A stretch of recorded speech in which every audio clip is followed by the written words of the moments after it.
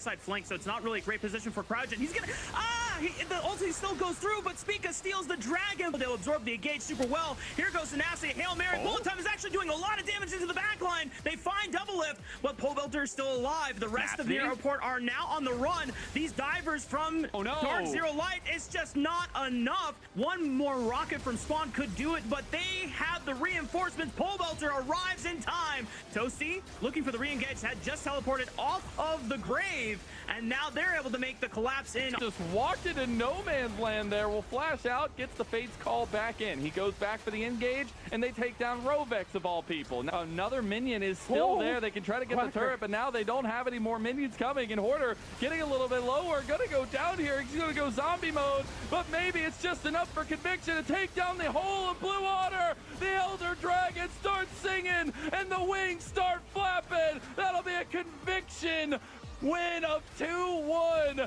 as they put down Blue Water's hopes of finding an equalization, and they will continue to be in the playoff conversation. Caught slacking. CCG just gonna get whipped up into a maelstrom. Maybe big play from Crimson and Array. Yeah, it was pretty nuts. All right, Weaver's Wall Bio is stuck in this pit with him, but Outdude is here as well. Bio trying to get his way out, healed up nicely, but that's the Meganar from Crimson, his body here, but it's still been a 4v5. Now it's turning into an even fight. Stray's already gone. Music gets the reset there as well. An engage hits onto the backline, and Rhino is gone. Supernova falling apart once again, and Blue Water.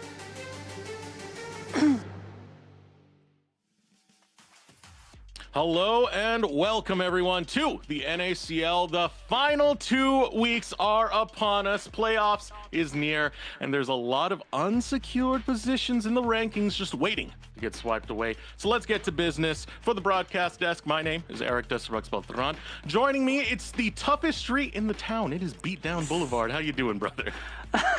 I'm great, Eric. Always a pleasure to be casting with you, and always a pleasure to have someone quote Brooklyn Nine-Nine. So, I mean, I kind of got everything I wanted today. We can just close the show. I'm good.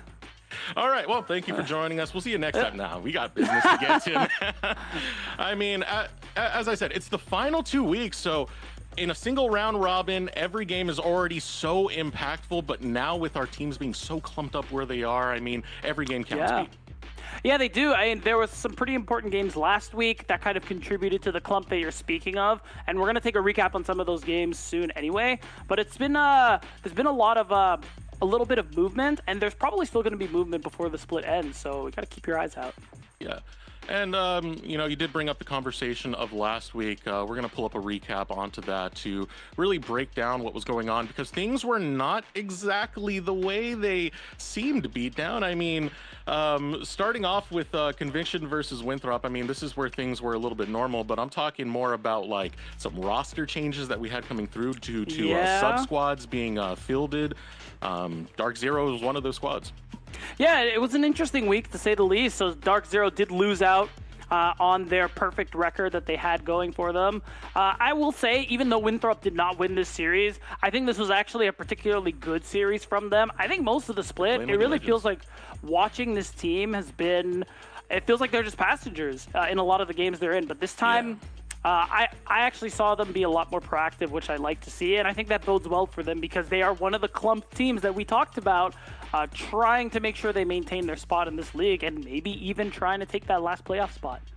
I mean, and credit over to Conviction as well. They were able to put up a good game, even when Winthrop seemed like they were on the better foot, and this continues that interesting momentum that we've seen out of Conviction. At the start of the season, they started off very, very fiery, and now still finding wins against these teams that they face in the middle of the standings.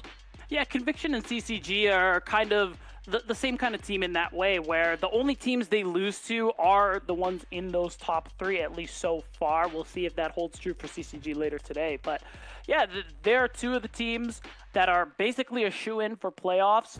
It's really just a matter of waiting to find out exactly what seed they secure for themselves. And in my opinion, the only seed that is really up for contention is seed number 6. And there are actually a lot of teams who could jump towards that position. I think you also have to talk about the opposite side of things when we're bringing Supernova on the screen. Those bottom two spots mean you have to re-qualify into the NACL if you want to stay. So for Supernova, you know, losing this game this definitely does hurt quite a bit because you're running out of games on the season to play. A lot of these teams are besting you. A lot of these teams that, you know, you've been competitive with in the past are now really taking your number. Yeah, and it's been a really tough split for Supernova so far. Really not living up to those expectations we had. Watching some of these players perform in CLOL, watching players like Keel do so well in the NACL just as recently as last year, even the year before when he was playing on Wildcard. But now they're in this position where it is going to be really hard for them to hold on to their spot. It's not impossible, but obviously this loss is not great. So after last week, let's go ahead and look at the way the standings did shape up. A little bit of a blemish on the record for Dark Zero. Not the biggest thing as it was a sub-squad that we mentioned earlier. It's that 2-win area that's going to get very, very interesting between Blue Otter, Winthrop, and Apex Mission Impossible. Yeah, the clump there is that we were kind of alluding to is definitely between those three teams. Not only are they pretty likely to hold on to their spots in this league so far, there is still that opportunity to get that final playoff spot. I think everyone up from 1 to 5 are pretty solidified. They're fine, but there is that opportunity for, you know, a team like Blue Otter to make a comeback, kind of like they did in the last split where they didn't start off strong and now they're starting to pick things up. Winthrop, on the other hand, I mean, they've gotten some wins, so they're still in contention. Apex Mission Impossible surprising us and playing a lot better than we expected from this new org and new players. And, you know, it's not all said and done just yet. No.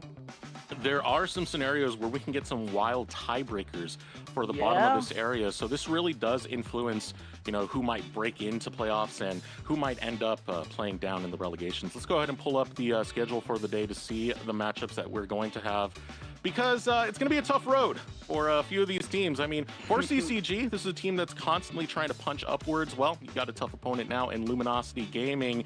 And AMI, a team full of rookies versus the defending champions in Dark Zero. Yeah, the first match is the most interesting for me just because this is CCG's kind of last crack at the big three here in the NACL's 2025, and it's Luminosity Gaming, another team that's 5-1, another team that has been basically nothing if not dominant throughout the entire split, and it's going to be exciting to see if CCG can actually make that punch up. It's been an interesting story within the top 4 because we knew what the top 3 was going to be coming into this. I say it from week to week to week, but CCG was that team that was trying to make an argument to get into that top 3 spot. They had a decent showing when they went against Near Airport, almost took them on the series, ended up going 2-1 in Near Airport's favor. You got another shot against the top dog, but again, this is a tough mission to take. It really is. And I mean, just a quick shout out too to remind you guys that if you want to keep up with everything in the NACL, take a look at our social media. #NACL on Twitter, Eric. Watch and NACL we are beatdown. Oh, that's right. But I was talking about the hashtag. Nice try. But he's right. It's also NACL on Twitch, on YouTube. It's really easy, guys. And you know, what we learned in this last week with Mazel is that if you guys don't follow our socials, the play-by-plays who have control won't start the game. So this time it's Eric who is our overlord. Please, please, I need you guys to go on the socials to satisfy him or we won't get anything done today. You got a big red button right here. He does. I'm not going to press it if you don't go to the socials. So make sure you go over there. Follow the socials, YouTube, Twitch, Twitter. We got it all. And we'll keep you up to date, man. But let's go ahead and talk more about this matchup that we're about to get into. Luminosity Gaming, CCG. Again, we did pose this as CCG being able to punch upwards. But the thing is, Luminosity Gaming has been, to me, one of the more consistent teams in the league. When they go against teams that are considered lesser than them, they usually get 2-0s. Blue Otter was the only team that gave them a struggle. Yeah, I think that's a pretty fair assessment because I think Dark Zero had a few stumbles in the beginning, even though they kept winning. A lot of their wins, not a lot, some of their wins looked shaky. Near Airport, you could definitely say the same for them. It wasn't until week 3 that things really turned up for them. But yeah, now CCG's last crack again at one of the 3 best teams is going to be on that ever-consistent Luminosity Gaming. Especially, most interesting to me is what's going to look like in that bot lane because we have some pretty experienced players on both sides, but of course, I mean, looking at Luminosity Gaming, the experience on this roster is a little bit different, Eric.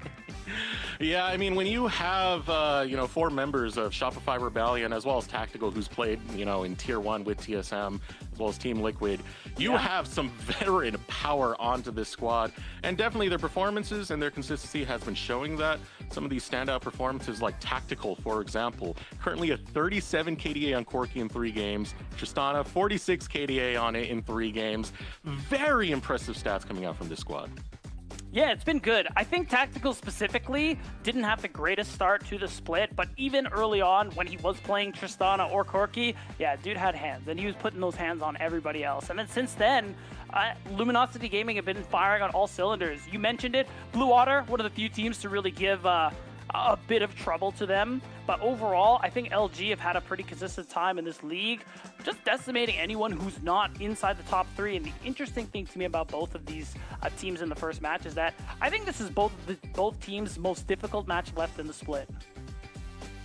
Left in split, most definitely, because for Luminosity, after this, you have Conviction, someone who's sitting around the middle of the pack, and Supernova, a team that only has 1 win currently.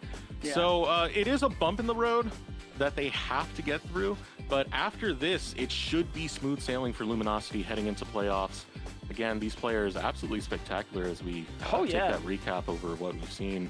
I think that veterancy really does show up when you have players like, for example, their jungle support synergy has been outstanding. Tomio and Zazel sync up so well, and their ability to just snowball fights from the early goings is tremendous. Yeah, I think we got to give a lot of credit to Tomio and, of course, Zazel, a player who, especially on the bot side, who has been just great on any team we've seen him on outside of Tier 1, whether it's Tier 3 on the team who shall not be named or any Tier 2 squad he's on. He's always been so instrumental for his team. And, of course, you can see the stats there for Tactical, who we were hyping up about a minute ago. Again, some of his most played champs, 2 of them being the Tristana and the Corki that he's just been great on since day 1. Yeah, Tactical, absolutely tremendous. I mean, this entire team, there's so much experience on this roster. And it's not just that you're putting a bunch of veterans together in the same way that you have in the airport. You have tried experience. People who have gone through the NACL already, who have taken titles within this space. That's a lot that you have to overcome coming forward. Again, I was mentioning it forward a little bit earlier that usually you see this team snowball from the early goings. Goal difference at 15 as an entire team, 1K. Their only real weakness is they don't tend to get first bloods that often. That's really all it is when it comes to Luminosity Gaming. But hey, first blood's overrated. Let's go ahead and pull up the roster for CCG Esports. Yeah, a roster with a bit of experience in their own right, especially talking about Tier 1 experience. We always got to give that shout out to Dardoch. And players on this team have talked about that wealth of experience and how valuable it's been for them. And looking at the rookie Aojun in the mid lane, I think this was the best environment for him to succeed, and he's been succeeding there in the mid lane. I think since the first day, he's put out some really impressive performances, and he's been very fun to watch, especially considering that this is his first split in the NACL. Very young player. Yeah, a lot of these rookies in NACL in the mid lane, they tend to show up and have certain play styles that really do define them. In Aojun, definitely no different in these matchups against powerhouse teams like near Airport, for example, right? Yeah. So it's impressive to see, and it's impressive to see how this entire team has been shaping up. I do think we're going to have to see the best performance possible from them because their trajectory at the moment, this is a 4th place squad, right? This is their last chance to punch above their weight class, but if you don't get a win right now, you will have a pretty even score coming into Conviction, who you face off against in Week 7. That gives Conviction a window to take that 4th place slot away from you. So you got to be firing straight from the get-go if you're CCG. You got to make sure you secure that for playoffs. And it's really interesting, too, because yeah, on the one hand, if they lose, that's something they'll have to face off next week. But on the other hand, if they win, they will effectively take Luminosity Gaming's spot in 3rd place. So there is still that opportunity for movement here, even at the top of the standings, just a little bit. And since we've seen CCG do pretty well going blow for blow with teams in the big 3, maybe this is that opportunity for them. You got to imagine they're hungry for it. Whenever we talk to these players, they are confident. They are really focused on that improvement, and now that we're on Week 6, we'll see if they've improved enough to take down one of the big ones. I mean, it's definitely showing. A lot of these members on CCG, a lot of this is redemption for them, you know? Dardoch, for example, long history within the space, has been doing his best to show that he can be a positive force in the environment and be a team leader for the squad, you know? Same thing with Array and Breezy. As they try and raise up their 2 rookies on the squad. You already mentioned Aojun, Crimson as well. One of the Sniper Viper brothers, also out there being a rookie and trying to do his best.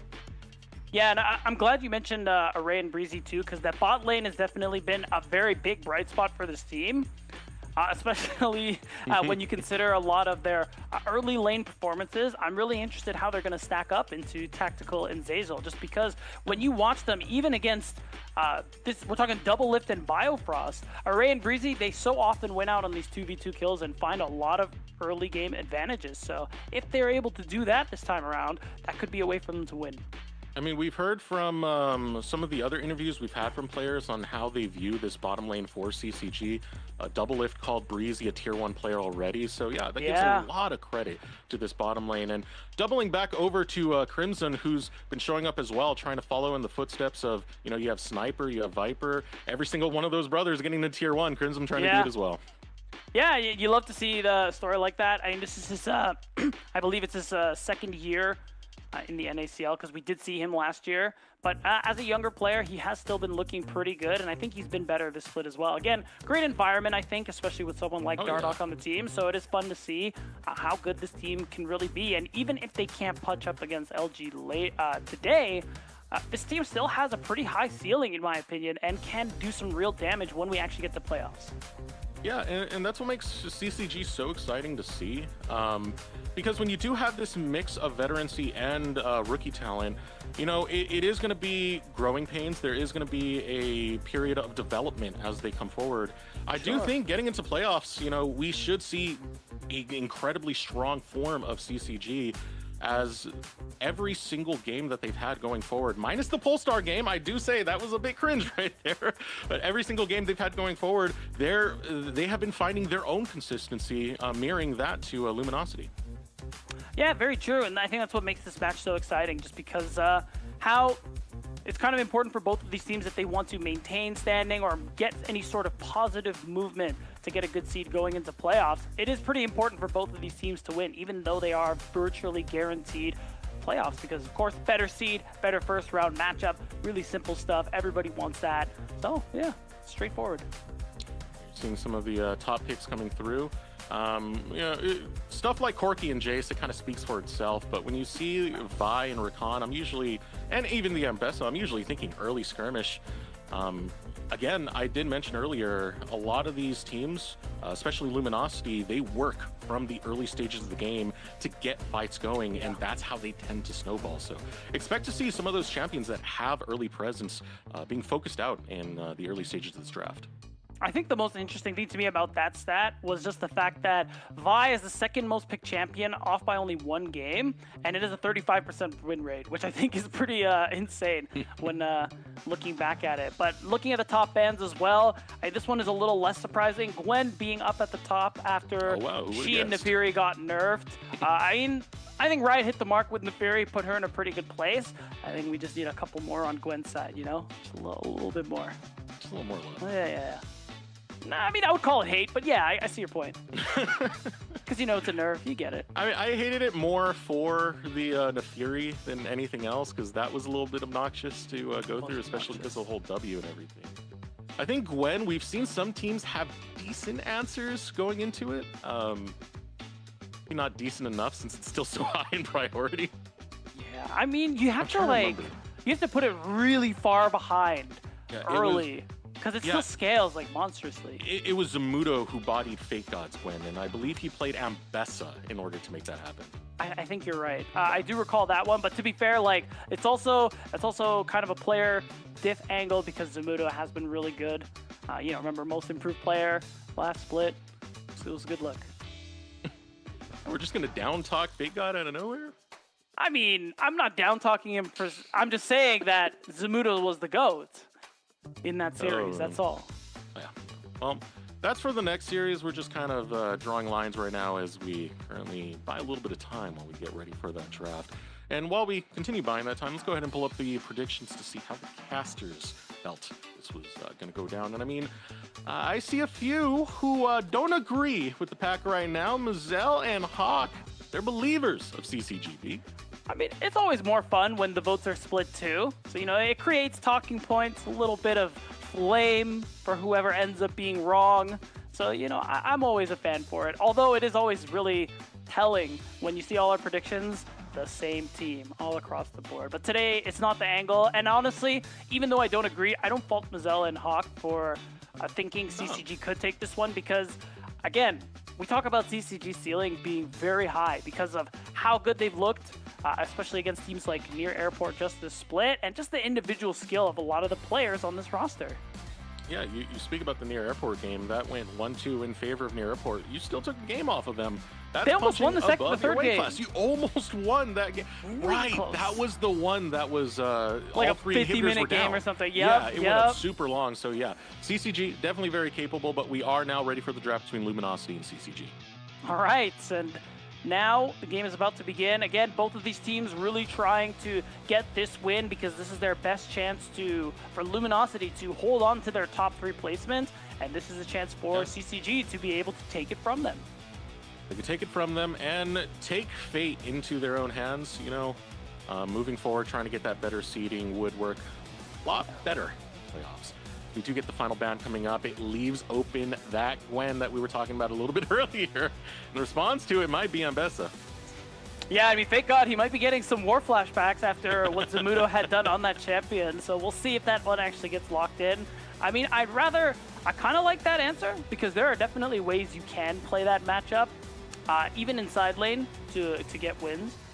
So it'll be interesting to see how Crimson actually ends up playing that one out. But the Corki is a great look just because that champion has just been pretty insane. I feel like if we've been watching Pro League, you know, I don't have to say very much about it. It's good. It's strong.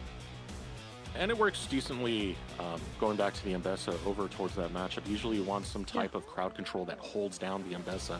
Otherwise, it's really hard to lock her down. And we're going to get that crowd control as Sejuani gets locked in for Luminosity as well as Yone. I mean, good opener too, just because now you have Sejuani for Tomio with melee solo laner, so those ganks are just going to be that much more effective. And of course, team fight power as well in that one. So you have a lot of setup, you have a lot of all-in potential just like that. So even if your mobile is Corki, you do really need to be careful. Response here will be the Lilia for Dardoch. Now, it's a lot of melee champions, so you do have some angles to get pretty powerful wilting lullabies. Yes. And it could provide definitely a good force for these team fights once we get into the 5v5. Yeah, it's a favorite of Dardoch for sure. He plays it really well and has had some huge impact for CCG. And the one game they did win against Near Airport was him playing on this champion. Really great plays, great sleeps. It was just largely very impactful. And looking at these second rotation bans, I really like the Kai'Sa takeaway just because, I mean, A, she's really strong, and with the dive LG have, it would have been perfect. And I'm kind of wondering if they also want to remove the Tristana. I know instead they want to go for the Lucian. So I'm wondering if they're going to have Corki go mid, pick Tristana for Ray, because we kind of highlighted it. It's been a big pick for Tactical, and letting him have that one, I don't know if I'd want that if I was CCG. In 3 games, Tactical's only died once on Tristana. That gives him a 46.0 KDA, which is oh yeah, look at the Alistar ban too. Disgusting. So more bans coming in for Luminosity. They want to take away Breezy's big engage. That's what he's made a reputation for himself on, finding these deep flanks. Not going to allow that to be the window of opportunity for CCG. They'll have to reevaluate how Breezy approaches this. Those are good bans too, because there's not a whole lot of all-in. Rel is kind of the natural answer because you want to make sure you can take something. But that also means, again, hey, Tristana is open. Maybe it is going to end up being Corki in the bot lane, so Aojuni is going to get that last pick. But I feel like LG are getting a lot of what they want so far in this draft, especially if we see Trist come through. Yeah, that's what I'm dying to see right now. Marksman. Okay, this could be a way to go. Okay, really as long like as it's not as MF, much. it's chill. As long as it's not MF, it's fine. It's fine. So hovering around right now, I mean, what's really left on the table? The Tristana is the one that sticks out the most, but they're not willing to go for it. They'll go for the Caitlyn instead. As well as the Braum takeaway, so now we get some range onto this. We get even more frontline threat, more frontline engage from Luminosity. Yeah, and also the ability to absorb engage. So I kind of like this round out from LG because one, you have Braum and Sejuani. Braum is really good secondary engage. So when Tomio goes in there, Zeyzal's going to have a pretty easy time following up. But Braum and Gwen, really good at absorbing dive. And you look at CCG, I think that's what they're looking for right now. They have Ambessa. They have Rel. Those two champions are trying to be in there like swimwear. But LG's comp, I think, does a pretty good job at kind of negating that. And looking at how these comps have rounded out, I think late game is still a pretty good look in terms of power for CCG, but it feels like Luminosity Gaming, they still have ways to answer, and I think they have a little more early game agency, which is going to be really important if you're CCG, because you kind of want the game to go low and slow. And they have some pretty good ways to navigate a lot of these 5v5s that are going to go down. Yeah. Ambessa starts going in, like, it's not just the stun of the Sejuani anymore. You got the stun of the Braum that can be applied there, and all you need is the auto attacks. You don't need to miss any skill shots or stuff like that. So you have good answers to a lot of this dive, a lot of this threat that's coming through from CCG.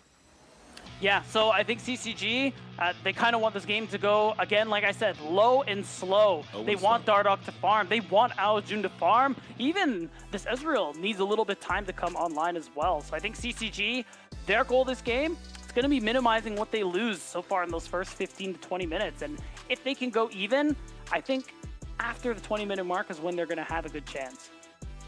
All right, viewers, you know what to do. If you're in the YouTube, if you're in the Twitch chat, let us know in chat who you think will take this dub. Will it be Luminosity Gaming? Will it be CCG Esports?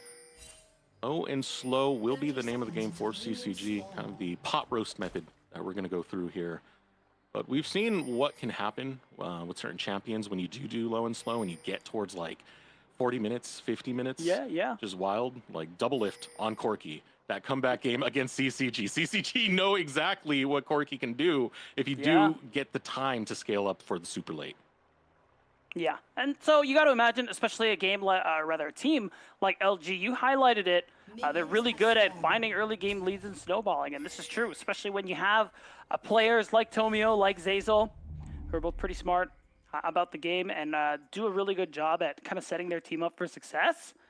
CCG certainly have their work cut out for them. So watching them and what they want to fight for and what they want to let go, I think is going to be important for them. I'm definitely going to want to watch the health of the bottom lane and how well Breezy can get out of lane. We mentioned Breezy's flanks, but a lot of that flank is really set up over the fact that he has great vision control, man. He's one of the best at clearing vision out so you can't spot these angles he's going to take. If you stifle Breezy into that bottom lane, then it's already a bad omen coming in for CCG. Yeah, and I mean, this is Caitlyn too in the bot lane, so you have that range advantage, you have that early power. You can see it. Ray and Breezy already losing some of their health. That's going to be an easy point of push there and for Luminosity Gaming on that bottom side. So I'm kind of curious if there is going to be that bit of a dragon focus, or are they going to go for that rotation around 5 minutes to set up for grubs? That's so frustrating to deal with, but that's what happens when you are in the melee versus melee matchup on support. It's usually the longest range ADC is going to be the one making you miserable. Yeah. For Zeyzal, he's got tactical, so he's sitting pretty. Yeah, I think I think he's got nothing to worry about. And I mean, again, we're looking at these junglers. Dardoch, we talked about it, wealth of experience, really big guiding light for the team, both on and on the Rift. I think that's a lot of that value that you don't always see, but you hear it if you watch the interviews. I mean, Array has talked about it, Aojun has mentioned it, Crimson, everybody you talk to about this team will mention, whether asked or not, the impact Dardoch has on the team environment and their ability to grow.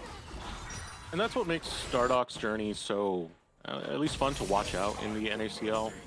You know, there is this reputation he has within Tier 1 and all the teams that he's been on throughout the years, but ever since he's come into Collegiate, he's been in that space where he wants to be this, like, team leader who helps these rookie players really start to show up and develop. CCG is the purest example of that, in my opinion.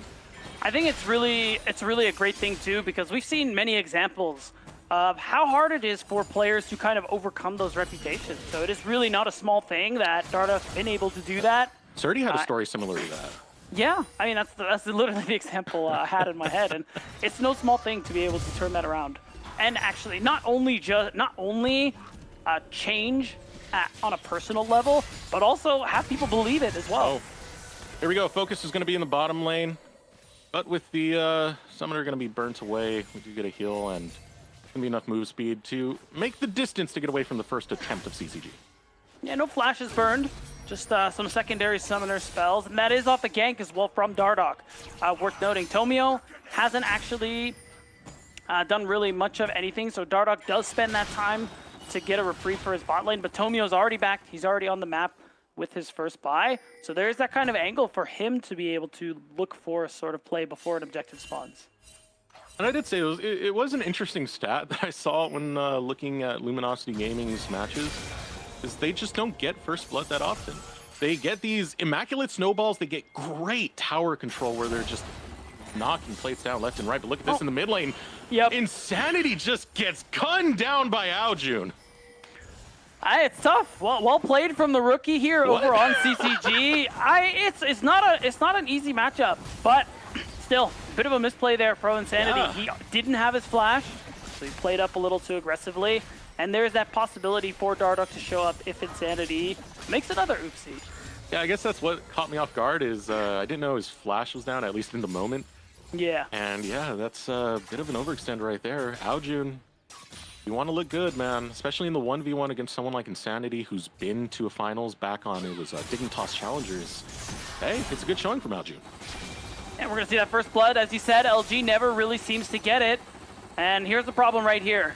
When you don't have the Soul Unbound, unfortunately, you're in way too much danger as Yone. So that was his mistake. He's definitely going to pay for that one. Wow. I've never gotten that close to look on the death animation there for that skin. But actually, okay, I really want to talk about this. Fake Cries God, out to the LoL gods for forgiveness. We didn't see the play or what exactly happened here. Maybe Dardoch ganked, but I think this is a big deal because Fake God is really low health.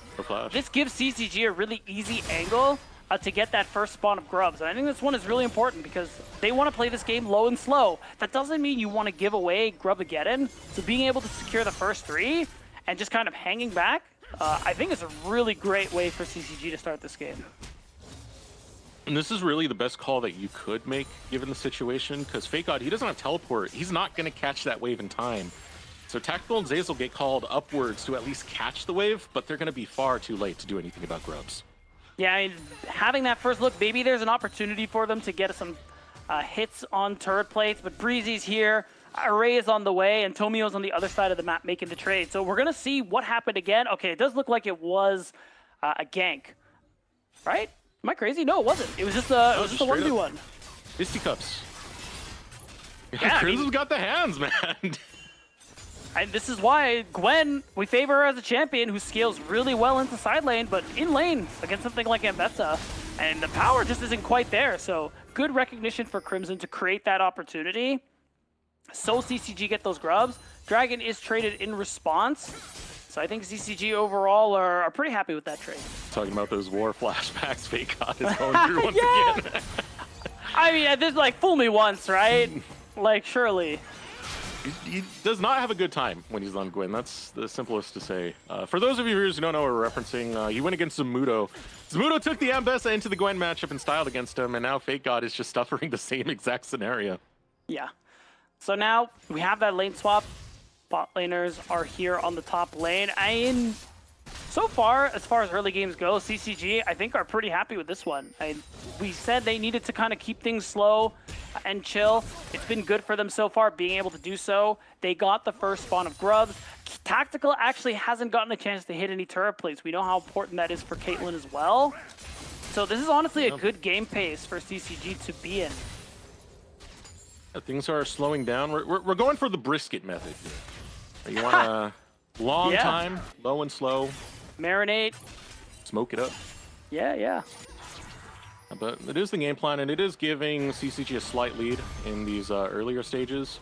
And as you said, it's really slowing down Luminosity. That's the biggest matter of this. You don't want Luminosity having any tempo going into these like mid-game stages where they can force your hand around neutrals and stuff like that.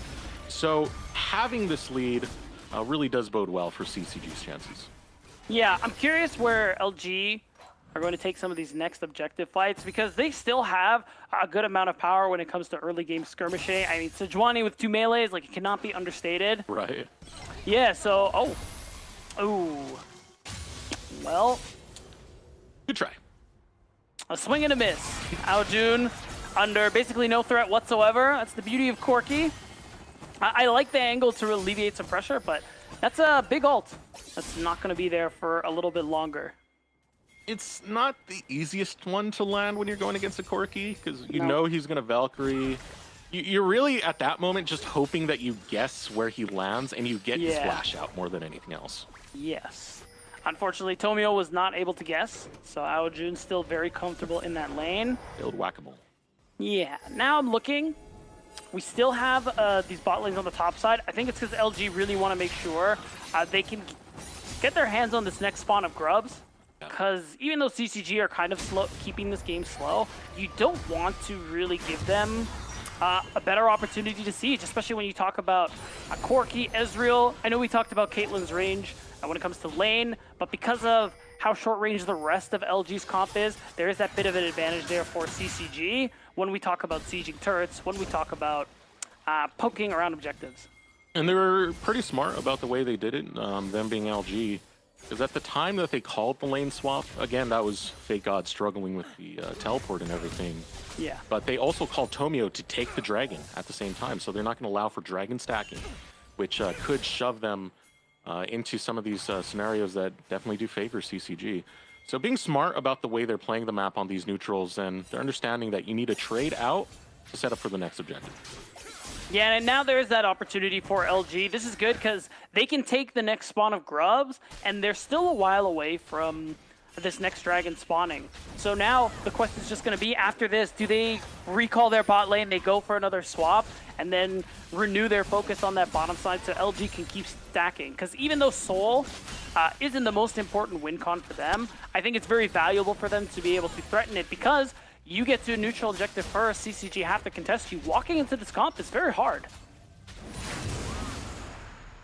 That final grub going to be secured. 3-3 apiece on grubs. We've got a minute till dragon does spawn, so this does give LG a little time to reset on the map if they do want to continue posturing up for those dragons. Again, as you had mentioned earlier, it's not the biggest win condition for them, but yeah, those recalls finally coming out. Yeah, Tactical and Zazo will, of course, have that first move. We're going to see whether or not Fake God wants to try and TP towards that top lane. Don't think he has to. The hope is that for LG, he holds it and can TP if there ends up being a fight. I think LG looking like they want to put a lot of focus on getting the second Drake so they can get halfway to a soul. And CCG are doing their resets at the same time. They will have the inside track to get into the river, which will allow them to get some early vision in to set up before Luminosity make their footing over here. Yeah, you can see it. CCG get first. I think Tomio was coming off of a recall there. I'm betting, even though we can't see, it was to finish an item. So even though CCG will get first hit, it's not impossible that we can see a contest come through. Dardoch's actually just going to back off as well. They don't have information until just now where Tomio was. So kind of an opportunity they took, but they had to back off. A little bit tricky to dance around that dragon, so neither team really going to push for it right now. Same time, you do got a lot of heavy push coming out from Tactical and Zazel, so that gives a lot of priority to Luminosity Gaming's bot lane.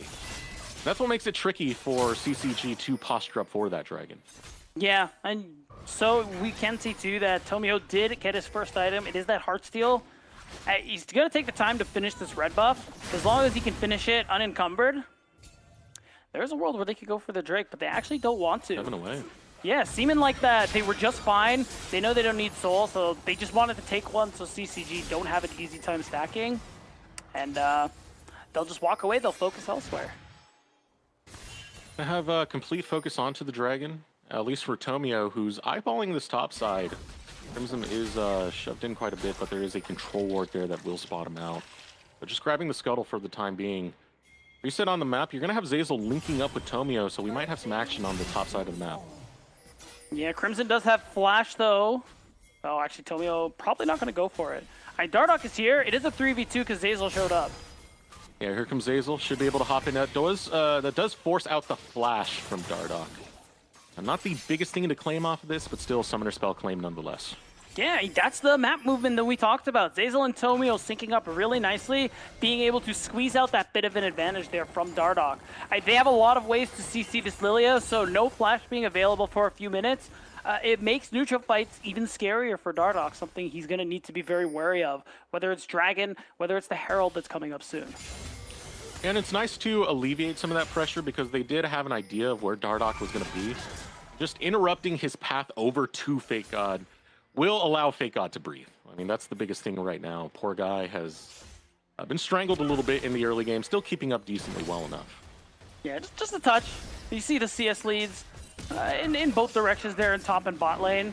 But now, again, LG, just making sure they maintain some of their vision, making sure they can have some presence over this bottom side. As, again, it's just this top side focus here for Tomio. He's returned. Oh, they got to fight. Fight underneath the tower. Crimson has the protection of his tower, so this is rough. If you want to go for a dive, the recall will be called instead. Yeah, another ward here in the Otacon pit is going to reveal that, yeah, Crimson again is in a bit of danger. This finally gives CCG that opportunity to secure this dragon. It's so late, though, that it's going to be a long while away before anybody gets a Dragon Soul, so it is kind of not as big a prize as CCG might have been hoping, but still getting it off the map, it matters.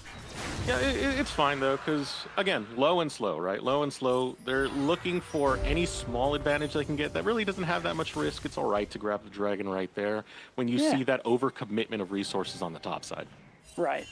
And I think it's fine to put a lot of resources onto that Gwen. She is a monster in the late game. Oh, yeah. And will be really good into the side lane. So just making sure Fake God can breathe. It's not the worst of things to do, but it's been a really surprisingly slow game from both of these teams. I'm not going to lie, after everything we talked about, Eric, I was expecting something a little bloodier, especially in bot lane. But I was too, yeah. Playing Ezreal into Caitlyn, obviously, can't expect Array to do much other than farm, but still. Oh, at least that means when things do start to show up, we should get something more explosive. But what's that going to be around, man? As long as it's not LCK, like, do nothing for 30 minutes and then one fight to end the game, yep. I actually would be very upset. So I'm just going to... No, that's not going to happen. It's not going to happen. All right. Let's start doing bets. When does the first team fight happen? 21 minutes. 21 minutes? That's what I'm going to say. All right, I'm going to say 19 minutes. Twitch chat, let us know. What time who do you think? What time do you think these two teams will team fight? And flame whichever one of us is the most wrong. Unless it ends up being both of us, then GG. Is this where if we go over, you just automatically lose? I feel like that's too hard. Because I'm going to get roasted that way. I mean, I don't know. Yeah, we'll say that. Okay, all right, here we go. Fight starting out. Insanity sets his eyes onto Array. Wow. Ooh, takes a good chunk out of that health bar. Array, under a lot of stress, does get some backup from Dardoch. Yeah, I mean, ultimately, doesn't do very much else but force Array to go for the recall. Oh! Come on, man. That 19-minute bet is starting to feel good. Is it, though? We talked about fights, Eric. These are... They want to fight, man. They want to fight. No. We were talking about actual team fights. This is not a team fight. All right. We're getting towards there. And, yeah, gray screen is going to be found for Crimson as a tower dive with ease is found by Tomio. It really doesn't get simpler than that. You force Crimson's flash and ult to top it all off, too. Feels really good to get some more gold into that Gwen's pocket on top of the turret going in there, so... Yeah, I mean, we're a minute away from your answer, Eric. Are you nervous? Very. It happens to the best of us. I'm trying to think of something like nobody... I feel like these teams won't risk it all for Otacon, so I'm trying to think of, like, what's going to actually make them fight. Yeah, I really should have, like, looked at a dragon timer or something before saying 19 you know minutes. What, Eric? Kind of just threw it out there. Eric, I'm a nice guy. I will allow you one addendum. All right. Pick another time. 2101. What the? You're such a hater. I throw you a bone, and this is how you repay me? All right. You set All the rule, right. man. You set the rule. Okay, you know what? Fair enough. Fair enough. I did set the rule. And we'll find out who ends up being right. As right now, there aren't any actual objectives to fight for. It's just a lot of posturing. It's a lot of standing there menacingly for both of these teams. And you know what? I can understand the caution, Eric. A big match for both of these teams, even though they're pretty much locked into playoffs. It is about seeding. LG, it's a reminder, they win this game. They hold on to top 3. And they are able to basically, keep that position as a really high seed. And for CCG, if they win, they're going to be able to take that and have a chance to hold on to it until we go to playoffs. Be good for Luminosity, Wow. looking to chip away at the health Tactical. bar in the mid lane. Tactical just really getting in the face of CCG. Now, if we do have that mythological fight happening around 21 minutes, What's a fight? 5v5, all right? No, I feel like I've never seen one. I don't even know. I don't what know. does that word mean? Not existent in this game so far. Yeah. But if we do get it, who are you favoring right here, right now? One of the things that does stick out to me is Breezy was able to get that locket. That will help out with a lot of the damage that's going to come through here. And we have Trinity Force completes on both Aljun and Array. I slightly lean the way of LG just because Tactical finished that IE, which I think is a really big deal. Yeah. And Array's not quite at the second item yet. So I think a lot of the power that LG are working with is just in a better spot right now. I respect the look. It was very ambitious. Yeah, I guess the question is more, are we in a good spot to take that 5v5 for CCG? If it does present itself right here. But Dragon getting pulled, started up on CCG over on the bottom side. The attention for Luminosity is top focused. Yeah, again, a lot of cover there for Fake God this game. On the Gwen, Hyperscaler, really strong champion. Most banned in the league so far, like we saw during the pregame when we were looking at some statistics. So it makes sense that you want to put a lot of your eggs into that Fake God basket. And it's just going to go back to a very quiet game state. Eric, I'm losing it. I need those numbers to go higher than 1. All right. Look. Uh-huh. This is League of Legends. This is a game where we fight. Why are you guys not fighting? What's going on here? Yeah, I was gonna say, is it? It's making me question. Honestly, I will say, as much as we meme, TCG probably really happy about this. Yeah, most definitely. Because Aojun, he has that Muramana. Array is almost there. These are big spikes for champions like Corki and Ezreal. And you still have Dardoch, who's just been farming very consistently. He has that bit of a lead over Tomio in terms of farm as well. And oof, with how strong CCG's comp is later on with these 2 marksmen, this is a great game state. And it's a great cover from Breezy to make sure one of their marksmen can keep farming. I don't know, is it a great cover from Breezy? Because he stopped the fight from happening by showing up. You know what? I take it back. I'm upset. Is that a fight, though? 3v1? Actually, I take back my being upset. All right, never mind. Yeah, we're just deprived right now. We are. Rift Herald charging in the mid lane means that Luminosity will be able to take that tower. Opens up the Rift a little bit more for some deeper vision for Luminosity Gaming, and it will give them a slight gold lead. All that being said, again, low and slow is the name for CCG, so they really do like this game state, especially since they've been trading decently enough, right? They've traded up in Dragons, and only just recently traded down in Towers. And I will say, earlier I did say how unlikely a Dragon Soul is. The pace this game is going, I take it back. It seems quite probable that we're going to get there. CCG having 2 Drakes, that matters. So now they have a soul that they can play for and get themselves another bit of power that's going to matter. And it is a Hextech soul too, really strong. Aojun. It's been a pleasure. Aojun. It's been a pleasure. Yeah, unfortunately, Plane's going to go down. Hey. Yeah, not much to say. Doesn't use any summoner spells. So at least that's nice. It did cost 2 ultimates, but really there's nothing to fight for at the moment. So that is a kill LG get. It is a turret, so it allows them to open up the map a little better too. The fact that LG maintained 2 of their outer turrets in the mid and top lane does matter as well, because it's going to make it harder for CCG to get any real setup on either neutral objective. I mean, you look at bot lane at the current moment, even top lane, very few red wards, really only one outside of their own jungle on the top side. Oh no, that's actually the Otacon symbol, so they don't even have one. I thought that was a ward. It kind of looks like one, actually. Yeah, Doesn't I see it? what you mean. I'm glad it's not just me. Especially when you have that ward right next to it. Yeah, comparison. But yeah, Aljude. Literally like hydrogen bomb versus coughing baby. Like, what else is there to do here? He definitely, as soon as he got hit by Sejuani ult, definitely like hands behind the head, you know, do a stretch a little bit. You're not participating in that. But this is where Luminosity are starting to find cracks in the armor. They already got one on Aljun. They've been able to decently trade on towers so far. They've grabbed every single outer tower. And I'm starting to get a little bit worried for CCG. They need to stop a touch of this momentum from Luminosity. Well, they do. Another real question, though, is, I mean, with Baron coming up, you got to imagine a lot of the focus is going to be around this top side just to make sure nobody gets the angle to sneak it, especially on CCG's side, because you have two marksmen, you have Lilia, neutral objectives are going to go down kind of quickly. No, he's fine. Okay. Like, let's not do this again, Aljun. The same spot, even. Sanity's looking for revenge for that solo kill in the mid lane. That's what it is. He's very upset, and it's about sending a message. You got to remind marksmen who they are and what they get to do, and when they're by themselves, the answer is nothing to both questions. Or maybe Insanity's just hating his like former self because he was stuck on a lot of ADC duty last time he was in the LCS. That Corki was like his most pick last season. Hey, all I'm gonna say is, didn't he play Jhin mid at one point?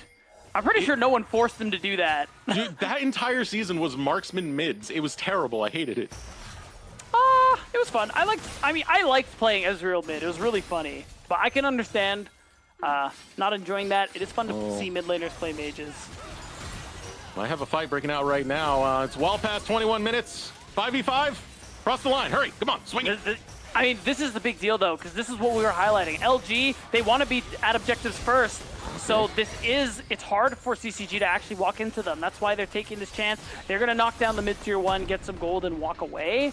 They don't have to actually worry about this Drake. I kind of hope they'd go topside instead, try and see if they can take down another turret. But instead, they're just posturing mid. They're just hanging out. No, I think with that True Shot Barrage, they got enough information to say, yeah, this is not the play. So sending up topside, Crimson will be up there to go ahead and catch that wave. But for the most part, it's a reset for CCG. Yeah, so there is that move to topside to see if they can get a wave in. But it is kind of late. And even Crimson realizes, yeah, I can't be here. So they're just going to walk away and give up a lot of space on the top side. And again, you see Fake God clearing a ward, being able to take away some space, and this is that opportunity, catching CCG off resets to start the Otacon. I wonder if they're going to just take some teleports away. Oh, they might just take it. Yeah, they're going straight up for it right now. Teleport is available for Aljun, so he can get here, but they got to be quick, man. And the rest of CCG, they're way too far off. Crimson's the only one in time. True Shot Barrage comes out, and Otacon was secured by Luminosity Gaming. Okay, this might be the angle, though, for CCG, because if they just recall, they can start the Baron, but it looks like they don't actually want to go for that. That's too bad. I would have liked it. They do a lot of damage to these neutral objectives, so really it's just going to be LG kind of punishing CCG for leaving such a big opening topside after also losing the Drake. Yeah, it's really been a dance between these two teams where they're kind of giving and taking from each other for the longest time, and now it seems to be breaking as Luminosity Gaming getting the better of these trades. Now CCG looking for Insanity.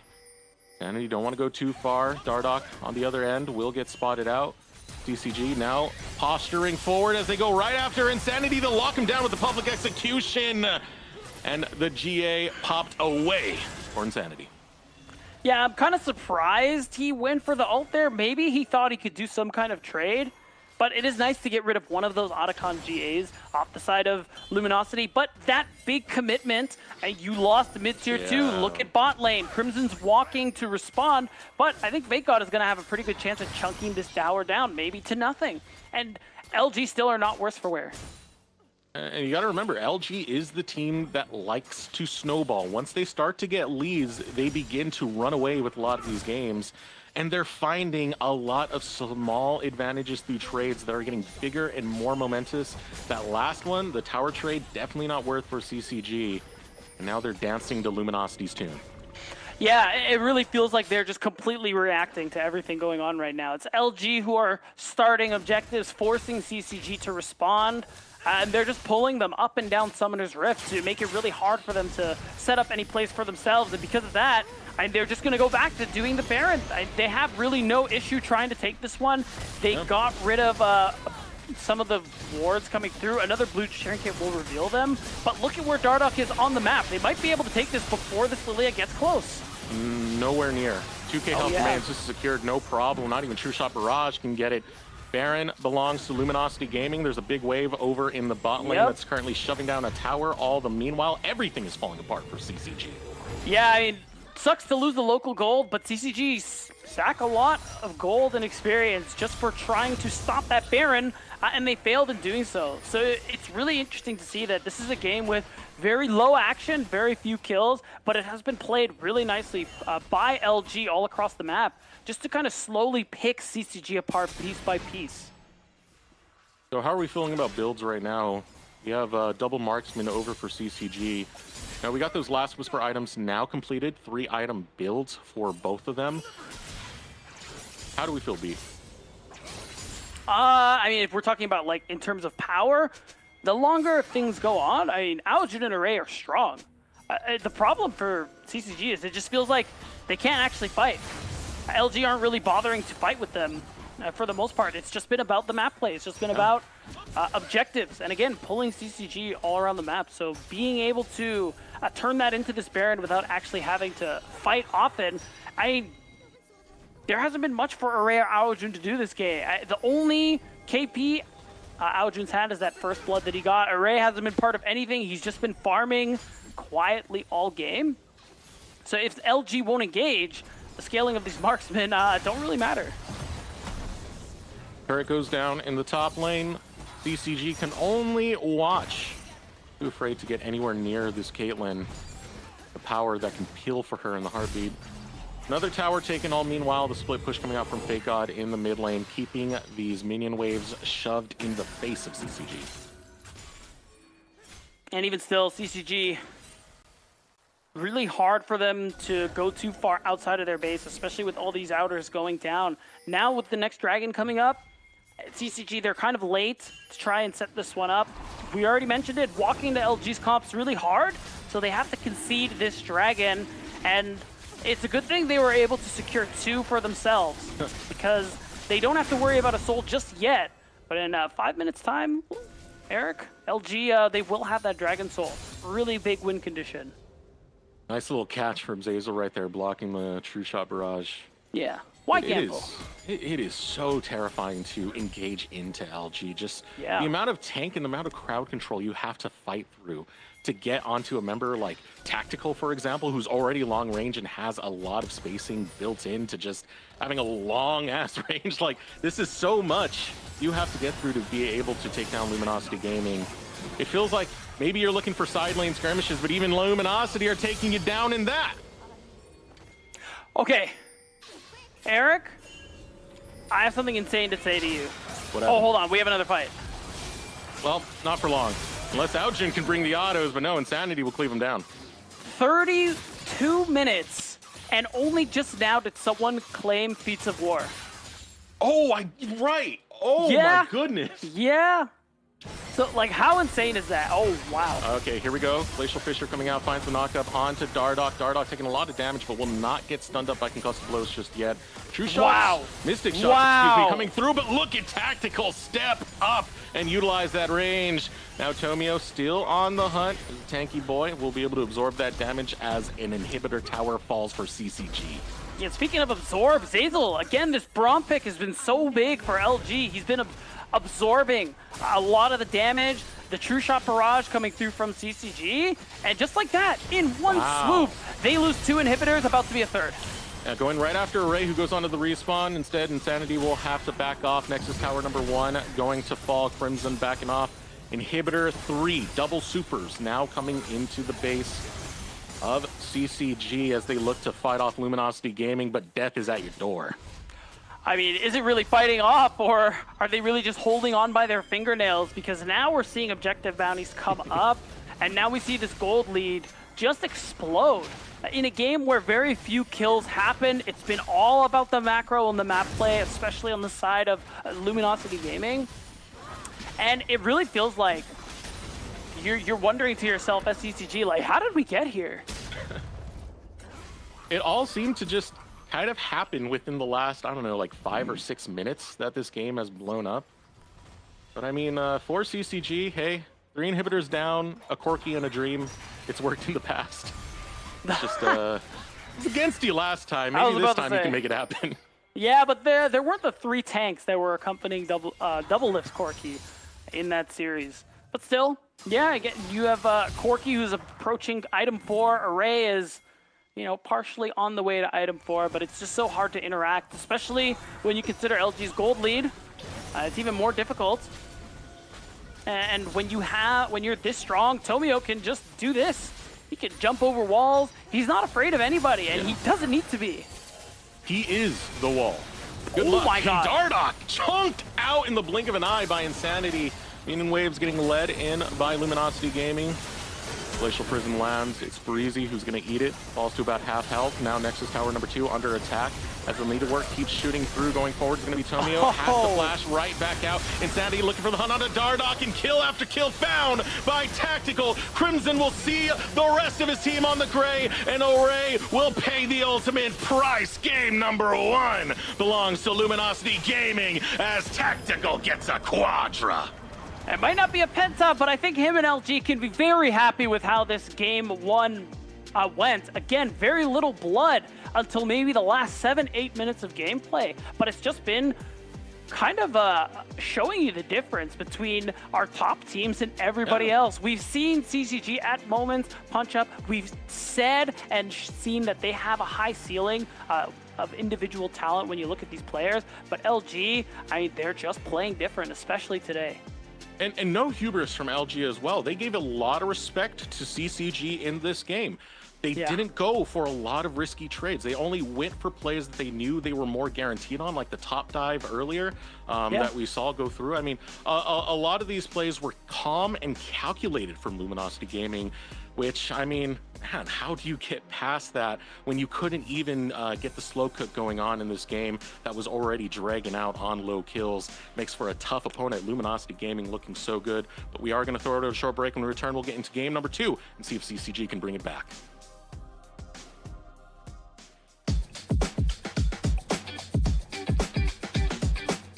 How did I start playing League? My brother introduced me to the game first, my older brother, and he pretty much like got me inspired, like when he first started being a pro player. And then my twin brother started playing, and that motivated me to start playing as well and get good, just like them. First esports player that I followed, probably Gregson, honestly, for pro players. A team, I think 100 Thieves. That was my first team that I followed. I'd probably say getting my first pentakill. That was probably my favorite moment. I think it was when I first started playing, so Season 7 on Master Yi, when I first got it. That was my last memory. I feel like my team is a lot stronger this time around compared to my last team. Not saying my last team was necessarily bad, but I think this time I've also improved a lot myself. So I think with this team I can carry them like a lot easier, and we'll see how things end up. I think we'll easily get top 5 or top 3. I think that the competition this year is slightly worse on the bottom, but slightly better on the top. So we'll see what happens.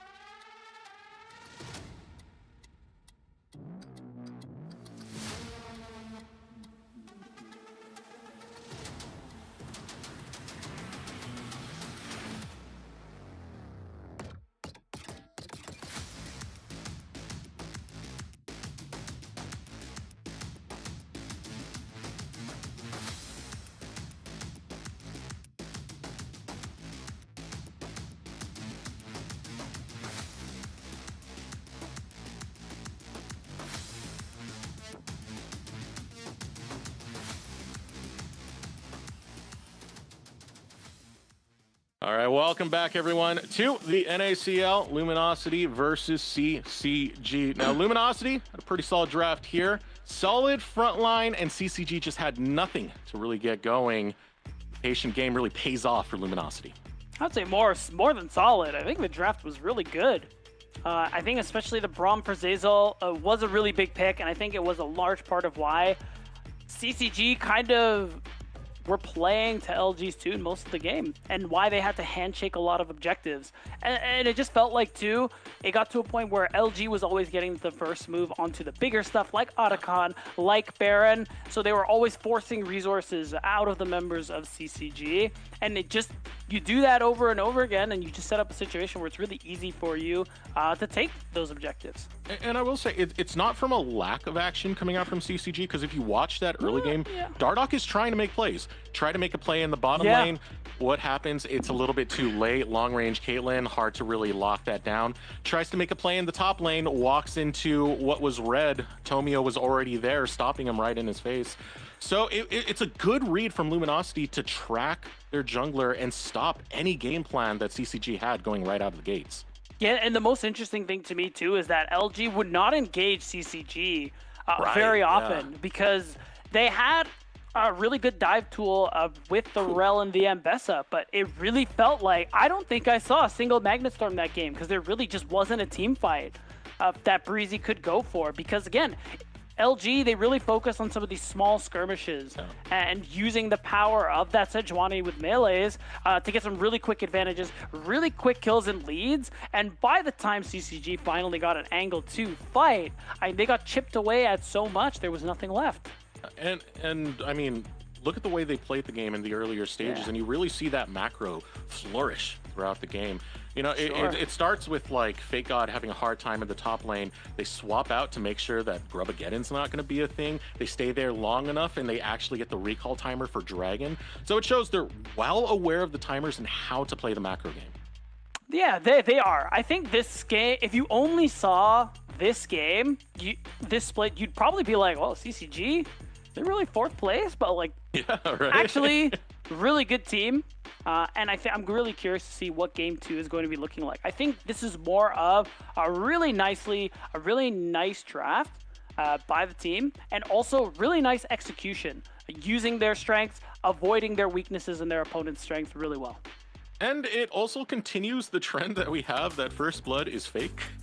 Because it was CCG that got First Blood. Luminosity has one of the lowest First Blood rates, and they don't need it, man. They don't need it. They just need to play the map. And the craziest thing, too, was that 32 minutes Feats of Warfare got collected. I've never seen that. That's insane, dude. That has to be a record.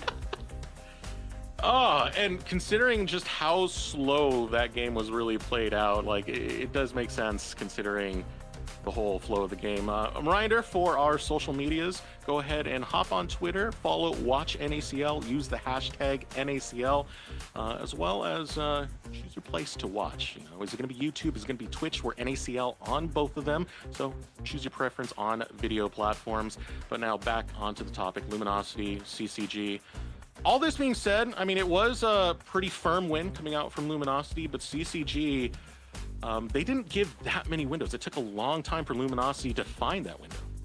Yeah, I think it was a lot of patience on Luminosity's side. Just recognizing that they don't actually have to fight them 5v5 really at very many points. I think part of it was this kind of dance where early on you wanted to avoid those big fights as CCG, and I think they did a pretty good job of doing that, making that 1v1 that was played really nicely on the top side, giving access to those first spawn of grubs, forcing LG to trade for Dragon instead since they didn't have an angle, was good. But it got to a point where, okay, now our carries are online, now we're really strong, now we want to fight, and it was LG's turn to avoid them, pull them around the map, and just continue taking gold away from them. They were pulled all over, even all the way down to that Otacon, which was a pretty nasty take. Definitely shows you the map presence, how aware this team really is. As we head into the second game of the day, first series still, CCG versus Luminosity Gaming. A reminder, this is Fearless Draft, so all the champions you saw in the last game not going to be allowed to be picked coming into this one. Yeah, and a reminder, this is CCG. Even though they lost game 1, they still have a chance here, and this is a big deal for them because a win over LG will almost guarantee them a 3rd place at the end of the split, which would be such a big deal because we've been talking about the big 3 all split long with Dark Zero, Near Airport, and Luminosity Gaming. So CCG punching up really well against our big 3 teams for the most part. If they're able to topple one of them, they would kind of take one of their spots, which would be really cool. And of course, LG, they want to hold that spot. They want to be a top 3 team. And if you don't get that win, well, week 7, you have to fight Conviction for your 4th place spot. Your 4th place spot, yeah, for who's going to be the sole holder 4th place spot. So definitely a lot on the schedule for CCG. Let's take a look at the draft right now. Band away, taking away that Vi, Callista, as well as the Scion. They'll first pick the Rise for Aojun. Interesting B1 coming up from CCG. I mean, something Aojun is very comfortable playing, and we've seen a lot of it pop up this split. And it's fine. It could go top lane as well, and especially if Rumble is going to be responded to. We'll see if Crimson's willing to run that angle, but it's fine mid lane as well into a lot of matchups, especially when Yone is already off the table. You can make a lot of moves around the map. You have really good wave clear, good scaling, all that fun stuff. See what the contest is going to be. I mean, you grab the Rumble so far. That screams to a lot of team fight control with your skirmishing, and this is going to really add to it now that the Misfortune is locked in for tactical. You get that bullet time, you get that equalizer, you get a lot of battlefield control. Yeah, and it's so important too that when you're playing Misfortune, you need more threats than just Misfortune. Not only is she the greatest of hyper carries, especially when it comes to auto attacking, but you need other people to pull away attention from her bullet time to get that max value.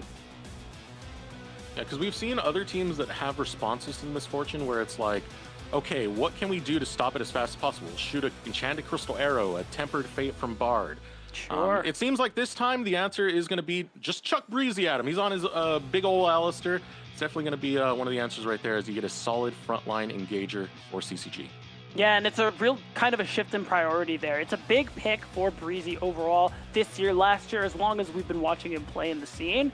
But usually this split, we've seen support fall towards that 2nd rotation of draft, but they can't. CCG, I think, want to give Breezy something comfortable, something he can perform on, and make sure it's not taken away like it was in Game 1. Breezy definitely has a reputation on this Alistair for being that big team fight engage off of the flanks. The big Breezy flanks. Yep. Go ahead. What was the King Arthur thing? No. We'll say it when it happens. We'll say it when it happens. You know. Fun little band right there, the Mundo. It was Dardoch who pulled that out rather recently, so it shows you that Luminosity are watching some of their opposition's games.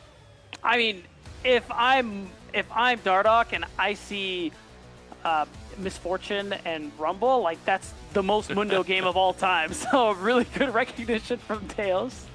Shout out to him. Just remove that champion. Band's coming through. Mid lane focus. Victor getting bound away. This does leave the curious question because the counter pick wasn't taken earlier on. We still have to figure out where the Rise is going to go, if it's going to be Aojun's hands or Crimson's hands. But this do leave some flexibility for Luminosity to look how they want to approach the counter pick. Yeah, and I'm curious, like, we could see another tank band come through. I mean, my bet is that it is going to end up being Aojun piloting the Rise, so I like the move to get rid of the Maokai. Really good disengage, make it easier for Nautilus to do his thing, and we'll see if a jungler gets taken away there. I know the Victor ban makes a lot of sense, makes me think Rise is going mid lane. They could ban something else like maybe the Talia. It would be a lot of AP, but I still think it works in the draft LG are looking for. Oh, they go for Cassiopeia instead, fair enough. Stand away. Talia could be an interesting one, especially if you want to start to roam out and influence the game in the earlier stages. I've always liked Talia and her ability to wave shove, but we'll see if Insanity wants to go that route. The thing about Insanity is, say a champion, he's probably played it in the mid lane. He has a champion Galaxy that he's able to pull out. Hover over towards the Pantheon. Not going to be baited just yet, and there it is. It's locked in. Okay, there you go. This one, I like this one. Gives you that extra bit of damage there in your team's profile overall. And it's a really great use of the Grand Starfall. You can make plays inside as soon as you're level 6. It is really difficult as the solo laners of CCG. You got to be really careful about pushing into side lane when you're seeing champions like this. The reverse is true because we're looking at a Rise here as well. So there is kind of there's that pressure on both sides to be wary of those semi-globals. For a moment, I was kind of hoping I saw the Rengar. Take me back to the Assassin jungle days, man. Don't take me back. You can go by yourself. What, were you a marksman player during those days? No, never been. It's just, I don't like when lethality champs are good. It's not fun. Fair enough. Well, it's a fighter that will be locked in for Dardoch instead. Have a lot of presence right there. Aurora getting locked in, so we're going to have the double AP locked in for CCG. Well, there you go. So it's going to be that Aurora top, also a good matchup into the Rumble. So Fake God definitely has his lane cut out for him, and it's just going to be about what's going in mid lane here. At 4 Insanity, we know him to be a really creative guy. It could be something spicy, it could be something crazy, but it's going to be stock standard Azir. Some more damage coming through here, and just that bit of DPS and disengage, which I think fits kind of nicely because you only have a couple people on CCG who want to go in. I think that Emperor's Divide can really be good at creating space for your team so that you can get all your damage off. Sorry, I know you saw me facepalm right there, but it's just the build-up that you had. You know, he's got all these champions, it's Azir. It was non-committal because it was just kind of like he's done it before. Will he do it again? The answer is no. And I mean, we both know the reason why, Eric. It's because Jhin was taken by Array. Otherwise, of course, he would have played it. Why are you looking at me like that? Sad, right? Sad. We could add something like Cho'Gath, even. Crazy stuff Insanity pulls out. But well, we don't. Getting into the composition right now, I do echo your sentiments on that with the Azir. Considering it's an Alistar and a Xin Zhao that's going to be thrown at you, Emperor's Divide has a lot of value. It does, and considering the fact that LG's comp, they have a good amount of range. Even when we're looking at Rumble, when you're talking about the use of the Equalizer, you can interact with CCG's comp outside of their range. So that's, I think, going to be really important for people like Breezy and Dardoch to be able to create that space and move in close. Game number 1, very calm, cool, calculated win for Luminosity. Now we're into game number 2. Let us know in Twitch chat if you like what CCG have cooked. Go ahead and type it. CCG win, otherwise LG win if you want Luminosity to take this game. And Eric, I realized we never really settled who's right about game 1. Oh, it was like 23, 24 minutes. We both got steamrolled, man. Yeah. Did we? Yeah. So do we wanna start another one of those bets again this time? When's the first fight gonna happen, Eric? Three or more people. First fight. We'll Three say or more people? Per side. Per side. You know what? Breezy's on his Elster. I like when he's on his Elster, and we have Dardoch on something that's super proactive. Give me 12 minutes. Wow, I'm gonna say 15. Okay. Yeah. All right, there you go. Twitch The bet chat, has been you know set. what to do? Let us Tell know. Eric he's wrong. I mean, yeah, let us know that. Yeah. Let us know that we're both wrong, okay? You were part of the bet last game as Are you well. sure? I don't recall. That doesn't sound like let's me. bet hair on this. What? That's not how that works. Yeah. APA I bet did when it. Yeah, because he had hair to bet. I got a beard. I got That's stubble. not... I'm not even going to dignify that. Let's talk about the game. Let's get back to the game, yeah. I mean, okay, jungle starts. I'm looking... Actually, I'm looking at this hook that's coming out. Bit of early trades. But for the jungle starts, you know, we got a Raptor start coming out of Dardoch. I'm going to be looking for some early agency out of Dardoch. See what he can do for CCG's early game. So it's actually oh, hold on. Wait, what's going on here? All right, we got a hook coming out. Array's already getting caught by the Ignite. Loses a big chunk of health. You can see right now, Tactical and Zazel are feisty. Yeah, and actually, so we kind of had it right earlier on. It is going to be Crimson piloting the Rise. I mean, I like this angle just because Aojun, as we can see, is going to be able to have that push and can threaten that burst damage with the Electrocute onto Insanity. So I think that lane pressure in mid and top lane will be really good for Dardoch to be able to play aggressive, whether it's for grub spawn, invades, whatever he can see fit. You've talked about it in previous casts that we've had about how much you've hyped up Aojun. I'm seeing it more and more every day, Pete. Especially good. this matchup against Insanity, like last game, it's the solo kill. That's already a pretty big name to have solo kill. Now, in these trades that he's having with Insanity, doing a pretty decent job in trying to push Insanity away from the wave. Insanity already using up so much mana to contest. Yeah. And then you look at topside too, Fake God. getting some answers back onto Crimson, but this is a difficult matchup for the Rumble. I still think CCG going to have a bit of a difficult time in team fights if they don't have proper setup, because again, there's a lot of that lean on Dardoch and Breezy to be able to start off some of these fights. But because you need to make space for Ryze, for Jhin, not the most amount of range when we're talking about DPS. And then for Tomio, just hit level 6 and man drop.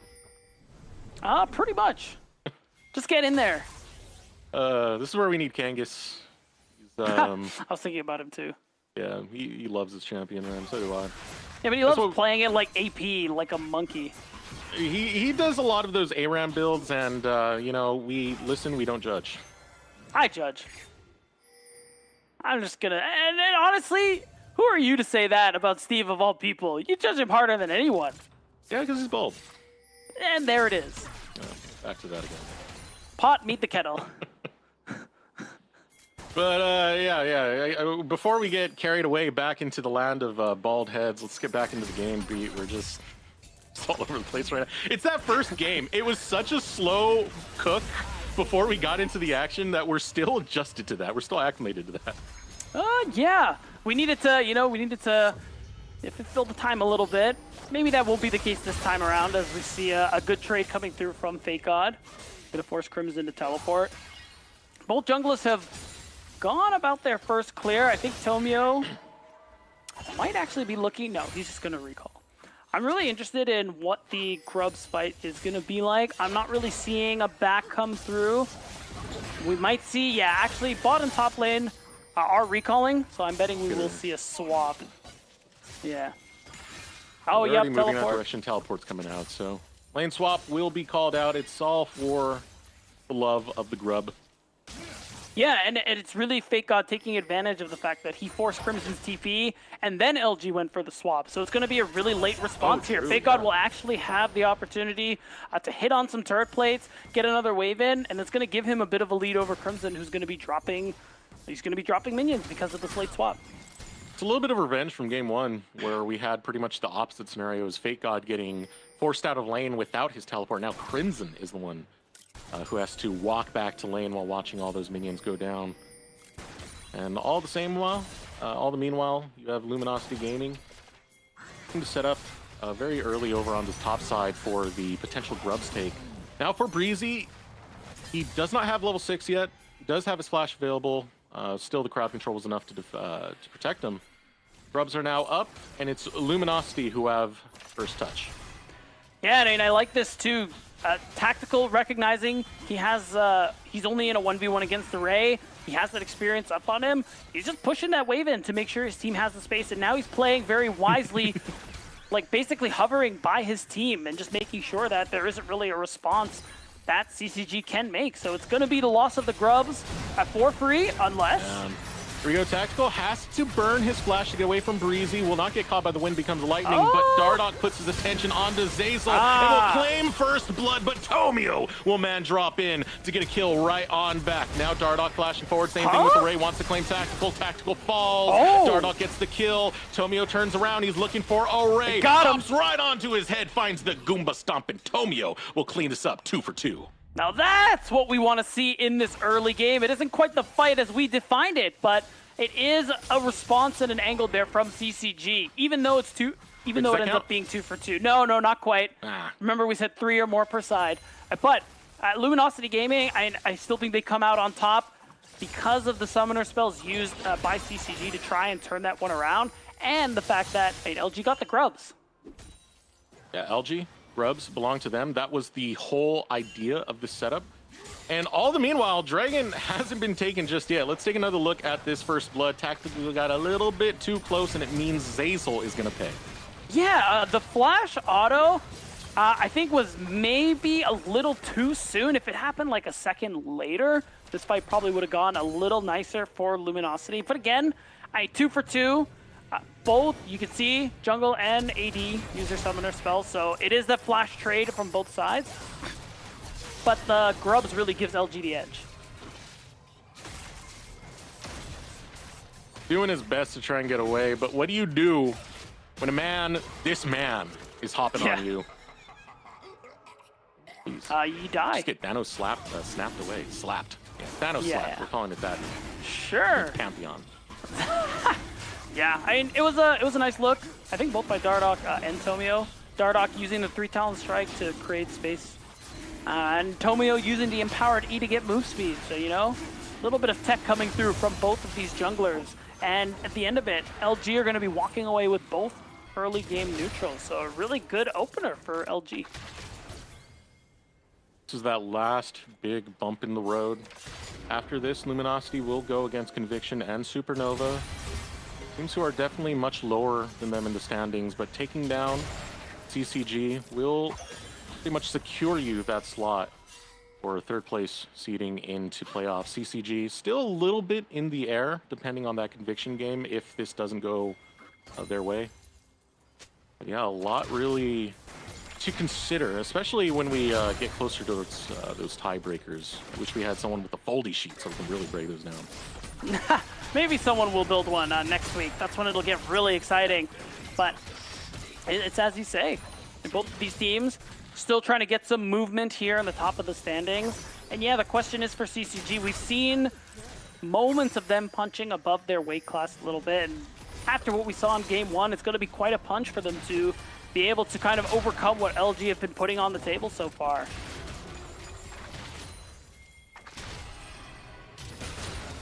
CCG just getting this hard shove over onto this top side. Tactical trying to interfere with some of the shenanigans over here, and yeah, we'll be able to stop the back, so that's going to delay some of these timers coming out.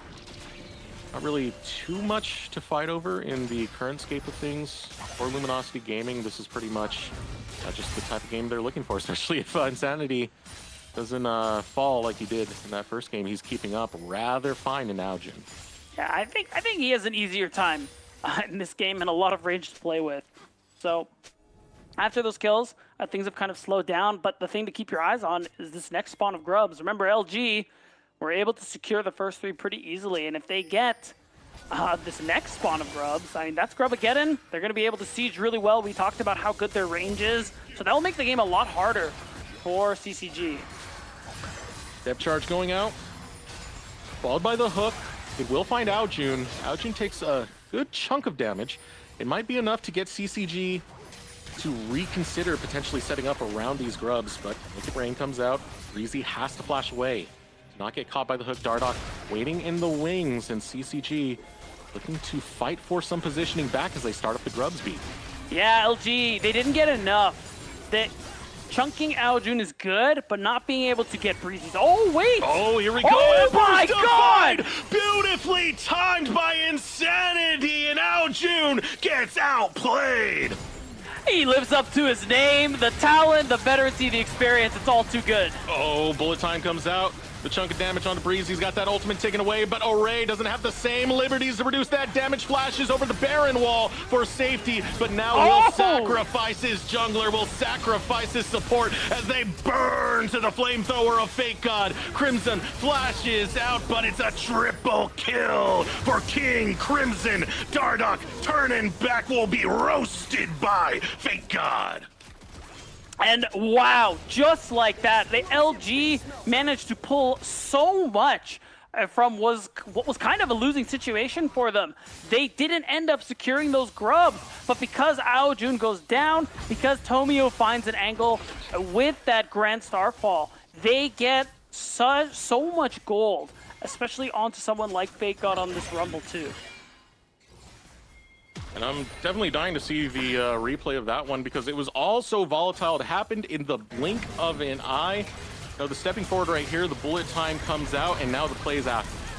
Yeah, and it's the teleport as well, the Grand Starfall. The numbers advantage is just too great. And I think it's CCG getting a little too aggressive there. We talked about respecting that Pantheon ultimate, and that respect really wasn't there because your jungler is just finishing up the grubs. There's really no space for him to join you very quickly. So even though Dardoch's able to get 1 back, almost 2, the numbers were not in their favor. That's a quadra kill for Fake God. Yeah. It's a lot of moolah that Fake God was able to cash in on. On a Rumble, that's terrifying because you're seeing, look at that, that's the flamethrower right there. That's just 2 ticks of it going on to Crimson with that Leandries. This is only going to get so much more vicious to deal with. It really is.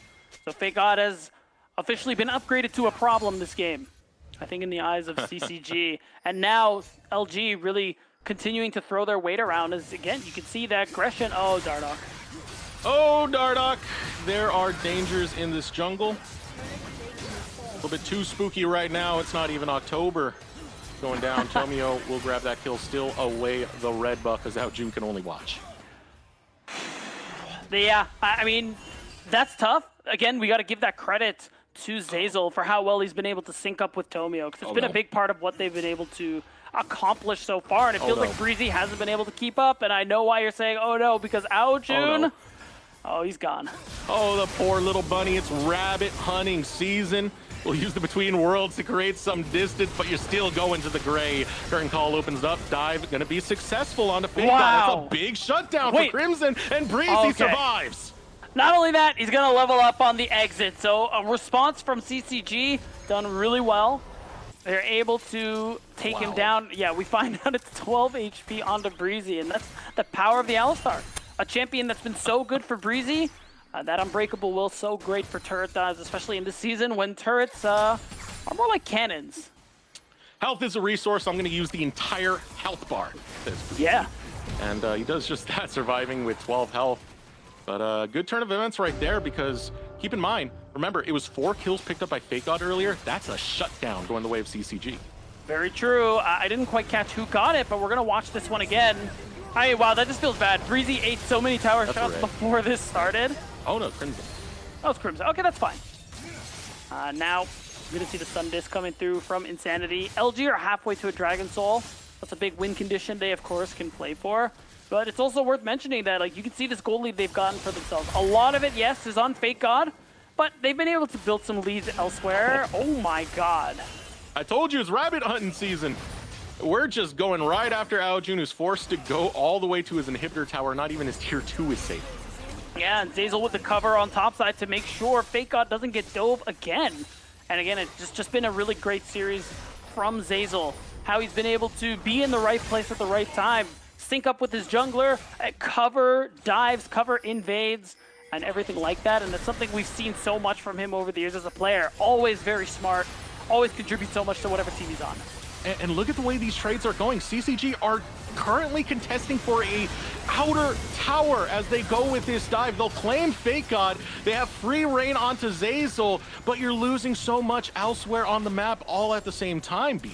Yeah, the numbers required for these plays to go successful. I mean, we saw it in game 1 as well. It just means that they can't trade up effectively against LG because 4 people to the top side, well, Insanity gets a wave in bot. Tactical is going to take a turret in mid, so the gold really isn't worth it. They don't even get this top tier 1 because Zeyzal's here to clear the wave and CCG took too much damage. Yeah, that's the trade. You killed Fake God. That is it. You lost 2 towers in the process. Yeah. And now, like, I don't know what really else to say. It's a 4K lead for Luminosity Gaming, and they're playing this map so well. This is where the snowball is going to start to kick in. And again, CCG, they have this issue where range is still a problem for them. So there's a lot of pressure on Breezy, I think, in particular. Some on Dardoch, but a lot of it's on Breezy to find those flanks that we famously call out at watching him play in the past. Because CCG need a way to close the gap. You're dealing with Azir, you're dealing with MF, even Rumble. With the equalizer, that range that it gives you, the range of effectiveness from CCG is too short unless this Alistar can find the play. But that's the big problem, is this Alistar is stifled by just how aggressive this vision control has been for Luminosity Gaming. It means that Breezy can't get angles in. He can't find flank angles to get into the back line of Luminosity. Now, all that being said, CCG will be able to push Luminosity off the Herald. Yeah, Dardoch is coming in really strong right now with that Black Cleaver, so they're going to respect that.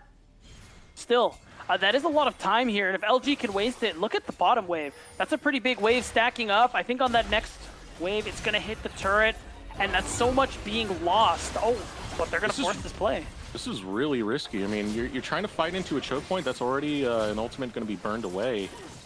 Choke point fights really do benefit Luminosity Gaming thanks to that bullet time and equalizer combo.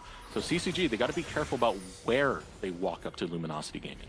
Yeah, and Luminosity, I mean, they can just hang back. Oh! Yeah, and here we go. Again, it's in that choke point. Down comes the equalizer. It's on to 4, and the health bars are getting burnt up. There's the bullet time, but it gets interrupted by Breezy. A nice cancel. Will it be enough for CCG to find some redemption? Already 1 kill picked up by Tactical. Fighting for his life is Tomio. Insanity! Divide comes out from Insanity. He will get Ray, and everyone else from CCG doesn't have a chance against Insanity as the Sand Soldiers go up and slay Ao Jun.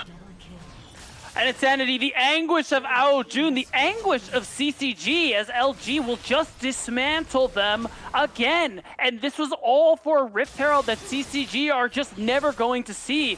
I mean, to top it all off, they've sacrificed a lot to even attempt some of these plays. And it's all been to no avail because look at the map state that it's in now. No wards. Really favorable for CCG, really anywhere outside of their own jungle except for 1. They have no setup for this next Drake. They have to use a teleport to stop Insanity from taking this turret, but that teleport just means that you are indefinitely throwing away that dragon. It means you're going to be pulled around the map much more by Luminosity Gaming. So now, Crimson, sure, you're up there. You caught the wave, you saved your tower, but what is this going to cost you in the long run is going to be the big question here right now. Luminosity is so firmly in the driver's seat, man. That's right. They're driving their way at top speed to a 2-0 victory here. They want to keep their spot and in the top 3, Eric, and they're looking like they're well on their way to doing so. Now, even with Otacon spawning, the fact that CCG aren't really willing to try and trade, I think it's kind of difficult for them because they're not in a strong spot to contest this Drake, but they're afraid of Soul Point. X-Flash comes out, it's right onto Breezy. Breezy still has an eye for Tactical, but there comes the equalizer. They are cooking that cow. Breezy falls, Insanity goes on a killing spree. Curtain call opened up. Ao Jun looking for an angle in with Between the Worlds. Already 1 kill gonna get picked up. It's onto Insanity. Now 3 versus 4. CCG down a member, and Fake God's looking to make it more as the flames cleanse CCG off the face of the rift. Oh, and Array. Woo! He's just barely gonna make it. As I said, oh, nope. Tomio's got him. Tomio's got him. Tomio's been doing his cardio. He'll be able to keep up, keep speed, and take down Array for the delayed ace. Oh my days, and I love this for LG2, not actually committing to the dragon just yet. They can take it whenever they want. The focus is just keeping these waves in, taking more off the map from CCG just to smother them and make sure they're never getting back in this game. Now CCG are losing angles, are losing opportunity, and even the potential strategies that you could take to get back in are not available to you.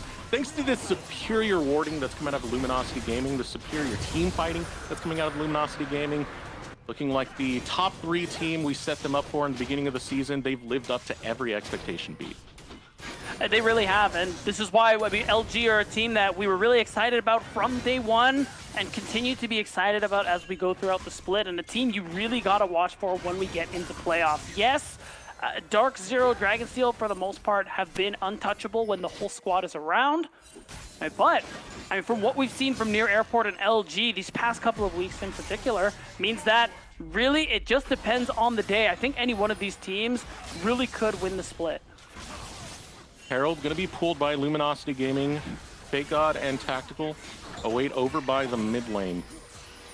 Fake God does have that equalizer, such a dangerous team fighting tool. Breezy getting pulled right in by the hook of Zeyzal. Going forward is Dardoch. They're looking for the fight. Out comes the bullet time. It is tearing apart those health bars, but Zeyzal will be the first one to fall. Now CCG are a man up. Can they continue this fight? Wind becomes lightning, not going to find its mark. Instead, Luminosity will pull off, and the eye might just go to waste. No one can claim it. It will time out. Still, it's a tool that you deny from CCG, but it is a small victory that they're able to make sure the eye doesn't go over. And they got a positive trade. They go up a kill. They're able to walk away with something there. It's probably the best look we've seen all series so far from CCG. And we're going to see, Uh-oh, indeed, beat down. Crimson is not alone, though. We'll have someone to try and help him out. can't really You mean get back Otacon? into the fight, though. Yeah, Otacon gonna be the 6th member of CCG. Insanity steps up, low mana, but still has the hands to bring it, and Tomio just drops down from the rafters, from the heavens, and takes heads. Oh, I was going to say Crimson might live, but it's over. Oh, yep, Yeah. there comes that spear right into the back, Crimson. And like that, we have so many kills now netted up, almost a 10K lead. They're gonna find it with this next tower. And it's hard to believe that LG could show us a more dominating game than that first one, but here we are. You said a 10K lead at 23 minutes in the game, and they have just been ripping CCG to shreds. Again, you got to give a lot of credit to Zeyzal. Feels like he's always at the right place at the right time with his jungler, covering dives against his laners, and making sure he's denying some of the win cons in these team fights. You watch how he's playing. He's trying to deny Breezy's attempts at engages, and considering how important we see that to be for CCG, that's invaluable team fight play. Yeah, he blocked a lot of what CCG wanted to get going in game number 1 off of Braum alone, and he's still doing that with the Nautilus, so it's incredible stuff from Zeyzal. Incredibly experienced player that, you know, he's one of the only players in the league who can actually turn down tier 1 contracts. You know, he's done it twice, which is utterly surprising to me, but it says that, hey, he plays by his terms and he knows how good he is. And now we clearly see how good LG are as they set their sights on this top side of the map. The Otacon, something they secured so easily in game 1, looking like they are just as easily going to grab it here in game 2. And top side is so important because Baron is about to spawn as well, and with how good of a job LG has done at keeping these waves pushed in, keeping CCG on the back foot, always having to respond, it should be easy pickings. Sanity has control of the bot wave. Fake God focusing on this top wave. Everything getting shoved in the middle before the rotation comes out from Luminosity for Otacon. And you can see that CCG are looking for a little bit of vision control back into their hand, but the vision control by Luminosity, it's a lot that you have to sweep through, a lot of vision you have to walk through. And that is oh so dangerous in facing this team. All right, you've seen that teleport come through. Responses are on the way as well, but I think it's too little too late. It's going to be really hard to stop them, I think, even though Aojun is inching his way closer. It's really dangerous. Coming. That's already secured. Otacon, Ruinous belongs to Luminosity. Hook does not land onto Breezy. Breezy might look for an angle right here. Curtain Call going to open up. Looking for Tomio or Insanity. Insanity will get out of the range of it. Fourth shot not going to land in the fight. Breaking out. Crimson instantly has to bail, and so does Aojun. CCG are getting fed to the wolves right now as a rampage is found by Tomio. Ember's Divide will yeet them to their demise, and 4 fall for CCG. Unblemished is Luminosity, and they'll claim the ace. And Tomio, doing his best spear shot impression, is going to get the last kill. The straw that breaks the camel's back, because LG, they know it's over. It's the 2-0, and they've all but locked themselves up in 3rd place. Incredible performance coming out from LG in this series. Game number 1, they play with patience. Game number 2, ruthless aggression. They will take down CCG in 2-0 fashion to wrap up our first series of the day. And game 2 being faster than game 1 really just tells you how dominant LG can be and how dominant they were here in the second game. Because, wow, this... Look, I was an LG believer. You saw the predictions. I didn't expect it to be like this. Really thought LG would have struggled a little bit more, but it just feels like it looks so easy for them. I mean, both of these games were rather clean, to say the least. You look at the last game, you know, sure, it was a very, very low-kill game where basically only one team fight is what really took that over the edge. But it shows you how calm, coordinated, and how calculated their play has been. And then they take that into game 2, which was a completely different field, a completely different environment, comparing the drafts to each other. And they still are able to take these routes where they just steamroll through opponents. It is such an impressive look from Luminosity. It is, and you got to give credit to the players, coaching staff, because the draft, those 2 games were really nice as well. Definitely made it easier for them to play the game that they wanted to play and show the dominance that we saw and expect from our top 3 teams. Well, we're going to take a moment to take a short break. When we return, we'll have an interview with one of the members of Luminosity Gaming.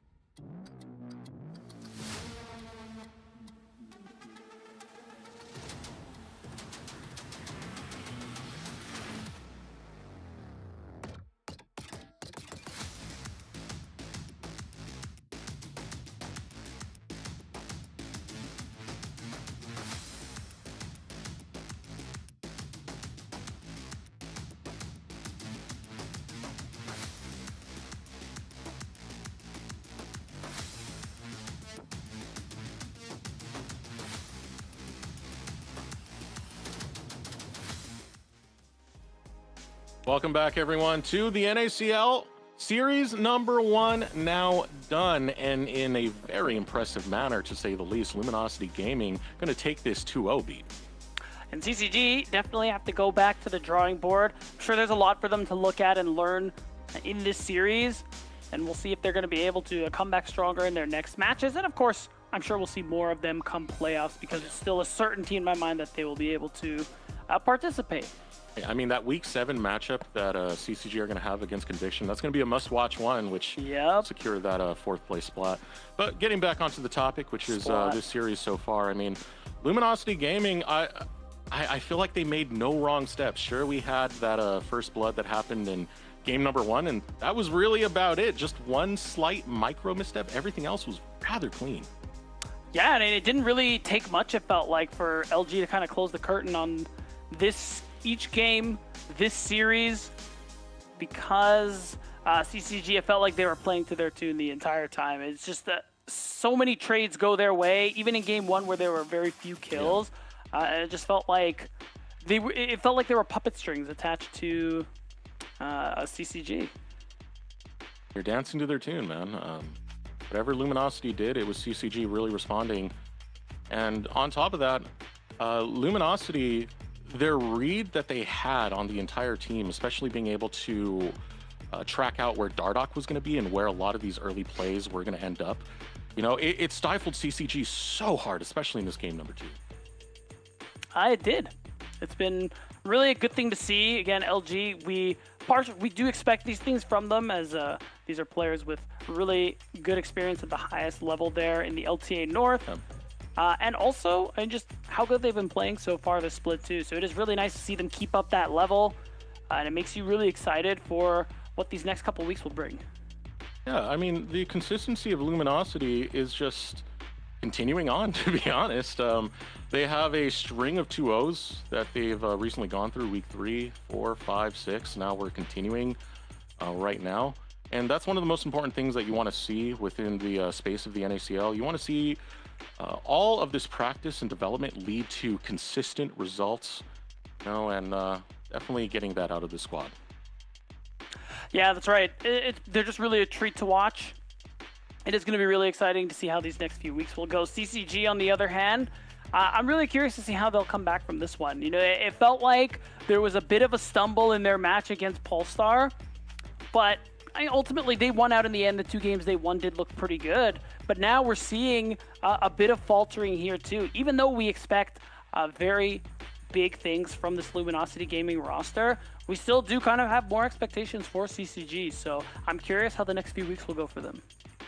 I'm getting DMs already from Deos. He's sending me a presentation. We'll talk about it when we get him on here. Yeah, we are going to have Deos on the broadcast Spoiler. interview. Well, what do you mean a spoiler? We really keeping it secret? We really doing big drum reveals for the interview beat? Why not? It's exciting. We don't even get to talk to coaches very often, too. You ruined it. It's fine, guys. It's Deos. Deserex, he kind of ruined the surprise. It is what it is. Whatever. We'll just pull up a different interview then. We'll all together, man. Yeah. Yeah, We'll be with them soon. We'll have them in just a moment. Finishing up, any closing thoughts, Beat, before we move on towards that interview? GG, well played. I thought it Those would be are at my least thoughts. something with the standings, you know? I mean, I feel like we talked about them a lot. Let's just do the interview. No. We're not even going to have the interview. We're just going to make Beat vamp for the next 10 minutes. Okay, don't listen to him, production. Let's bring Deos in on here. Everyone welcome Deos from Luminosity Gaming. He is the coach. How you doing, man? I'm doing great. Fantastic. What can I say? It's another day of work.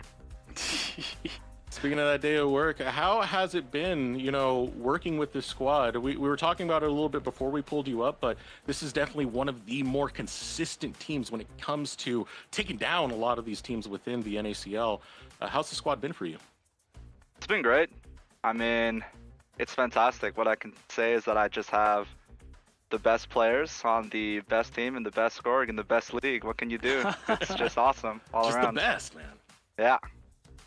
I mean, clearly you guys have been performing very well. It looks very good, and congrats, of course, on the 2-0 you guys got today. But I wanted to ask you a little bit more on that, because you called LG the best orb. If I remember correctly, Luminosity Gaming used to be in League of Legends. They stepped out, now they're back. What's your experience been working with them?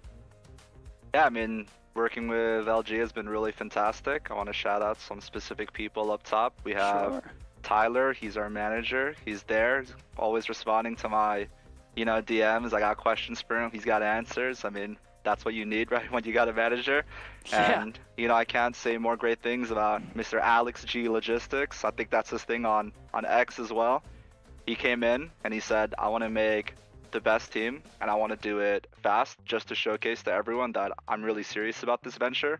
And as you guys know, Luminosity, we locked in our roster really quickly. We said, why wait for, I guess, their circus of what's about to happen with all the players, and just make sure we get what we want, and we got it, and here we are performing.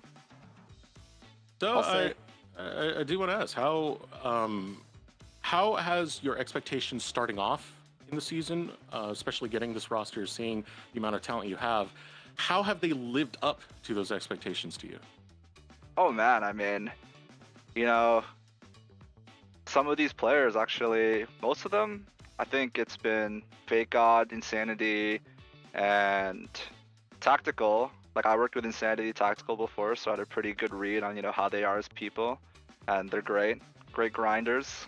That's a meme. Actually, I shouldn't say that. Anyways, Fake God, I was there for Dignitas.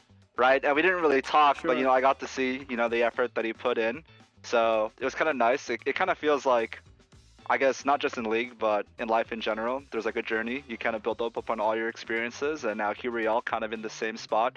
We've met each other in different parts of our journey, and now we're here together and we're trying to like make it all the way, right? In terms of Zazel, I mean, I used to watch this guy when I was younger, so it was really great to be able to work with him. And everything they say about him being like a great leader, it's just completely true. I came in, I said, I need you to be the team captain. He said, all right, boss, I got it. I mean, he doesn't call me boss, honestly. It's more symbiotic. We're really, embellishing but a little. We're embellishing here, but yeah, Yeah. he makes it happen in Tomio. I mean, me and Tomio are both Canadians, so we were, what can I say? What can I say? We're both Canadians. Beautiful. I mean, yeah. It was, But his work, he's honestly fantastic. He has like a lot of grinding. Right, multiple accounts challenger, big ring guard guy, and he's like our fight maker. He sees the angles in his eyes and he just chomps for it like a dog, like like he's a barker, I want to quickly change gears just a little bit because you were showing us before you actually came on for the interview that you guys, before every match, you said even the refs can attest to the fact that you guys do presentations. So can you talk about that a little bit? Yeah, I mean, at the end of the day, League is a game, right? And we're all playing because we love this game, and it's fun to bring, a little sense of humor going into the matches. Sure. We always got like a bunch of memes. You could check out my Twitter. After our matches, I'll post. I'll be like, oh, can you decipher this? I don't know if I could like screen share or something, but like, I said like the presentation to you guys. One of the funnier ones was just like, it's a picture of Gen G, and then everyone's like face is like on each of the Gen G members. Yeah. And that's because like these past 2 weeks, we've been putting a lot of effort on, playing out these 3 pushing lanes and then becoming more flexible. We want to play like Gen G. We watch a lot of Gen G VODs, and that's who we are. There we go. North America Tier 2 Gen G. Well, I mean, basically the same thing. Like. Yeah, same thing. Yeah, same. One last question for me. Want to get it a little bit more on the fun side. What are some of the team bonding things?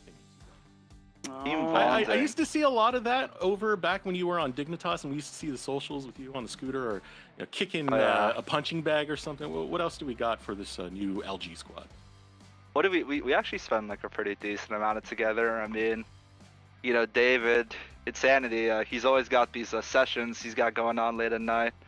Like if they're watching, they know it's always doing these sessions at 9, and we play a lot of Catan together. We were doing a lot of Pimental. Pimental's a pretty fun game. You just try to figure out like how these words relate. I mean, yeah, that was pretty cool. We haven't done that recently because honestly, it's my bad. I've been too focused on showing these VODs like this useless stuff, instead of trying to figure out the words, less important stuff. Gameplay, whatever. Like Catan Arena,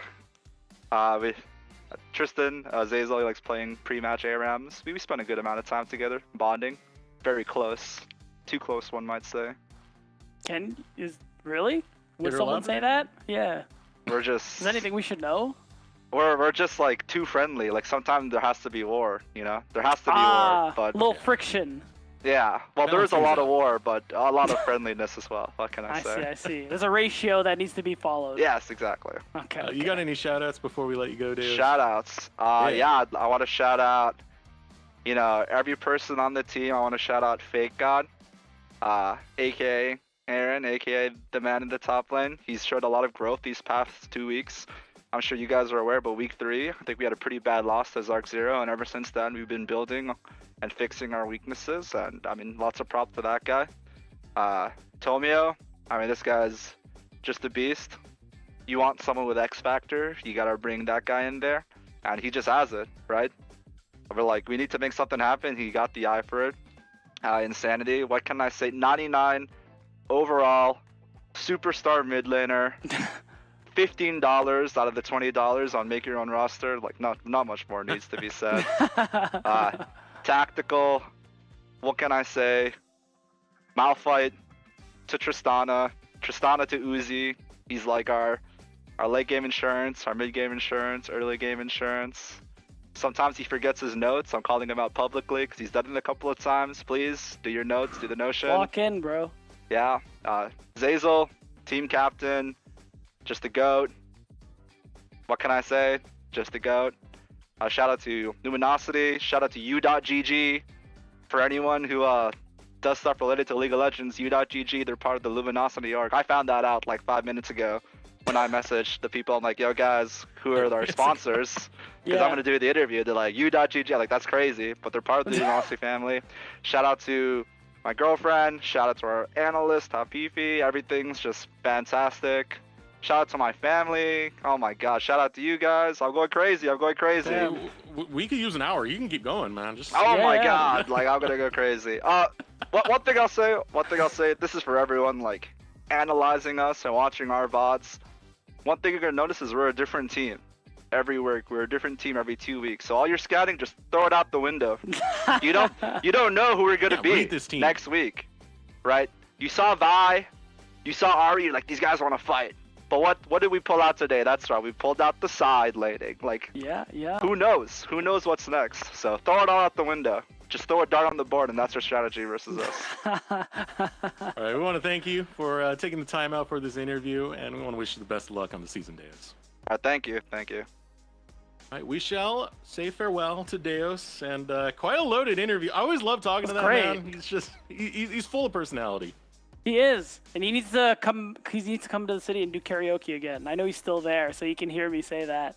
And otherwise, yeah, I mean, he's always been a really good coach in the space. He's been around for quite a while, and it's good to see him find a spot on Luminosity, on a team that's performing really well. I mean, we got to give him credit for the strategies that he was kind of alluding to today. The drafts in Game 1 and 2 were really good, and a big part of why they're able to play the games the way they did, and that's been good.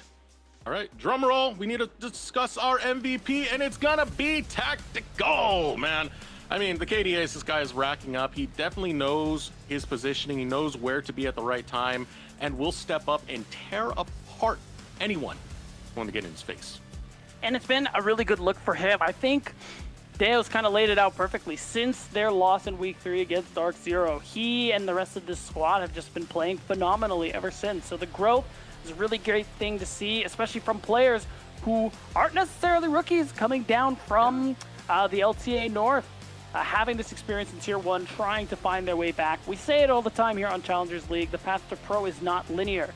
So it's good to see players, new and old, doing their best to grow so that they can make it to Tier 1.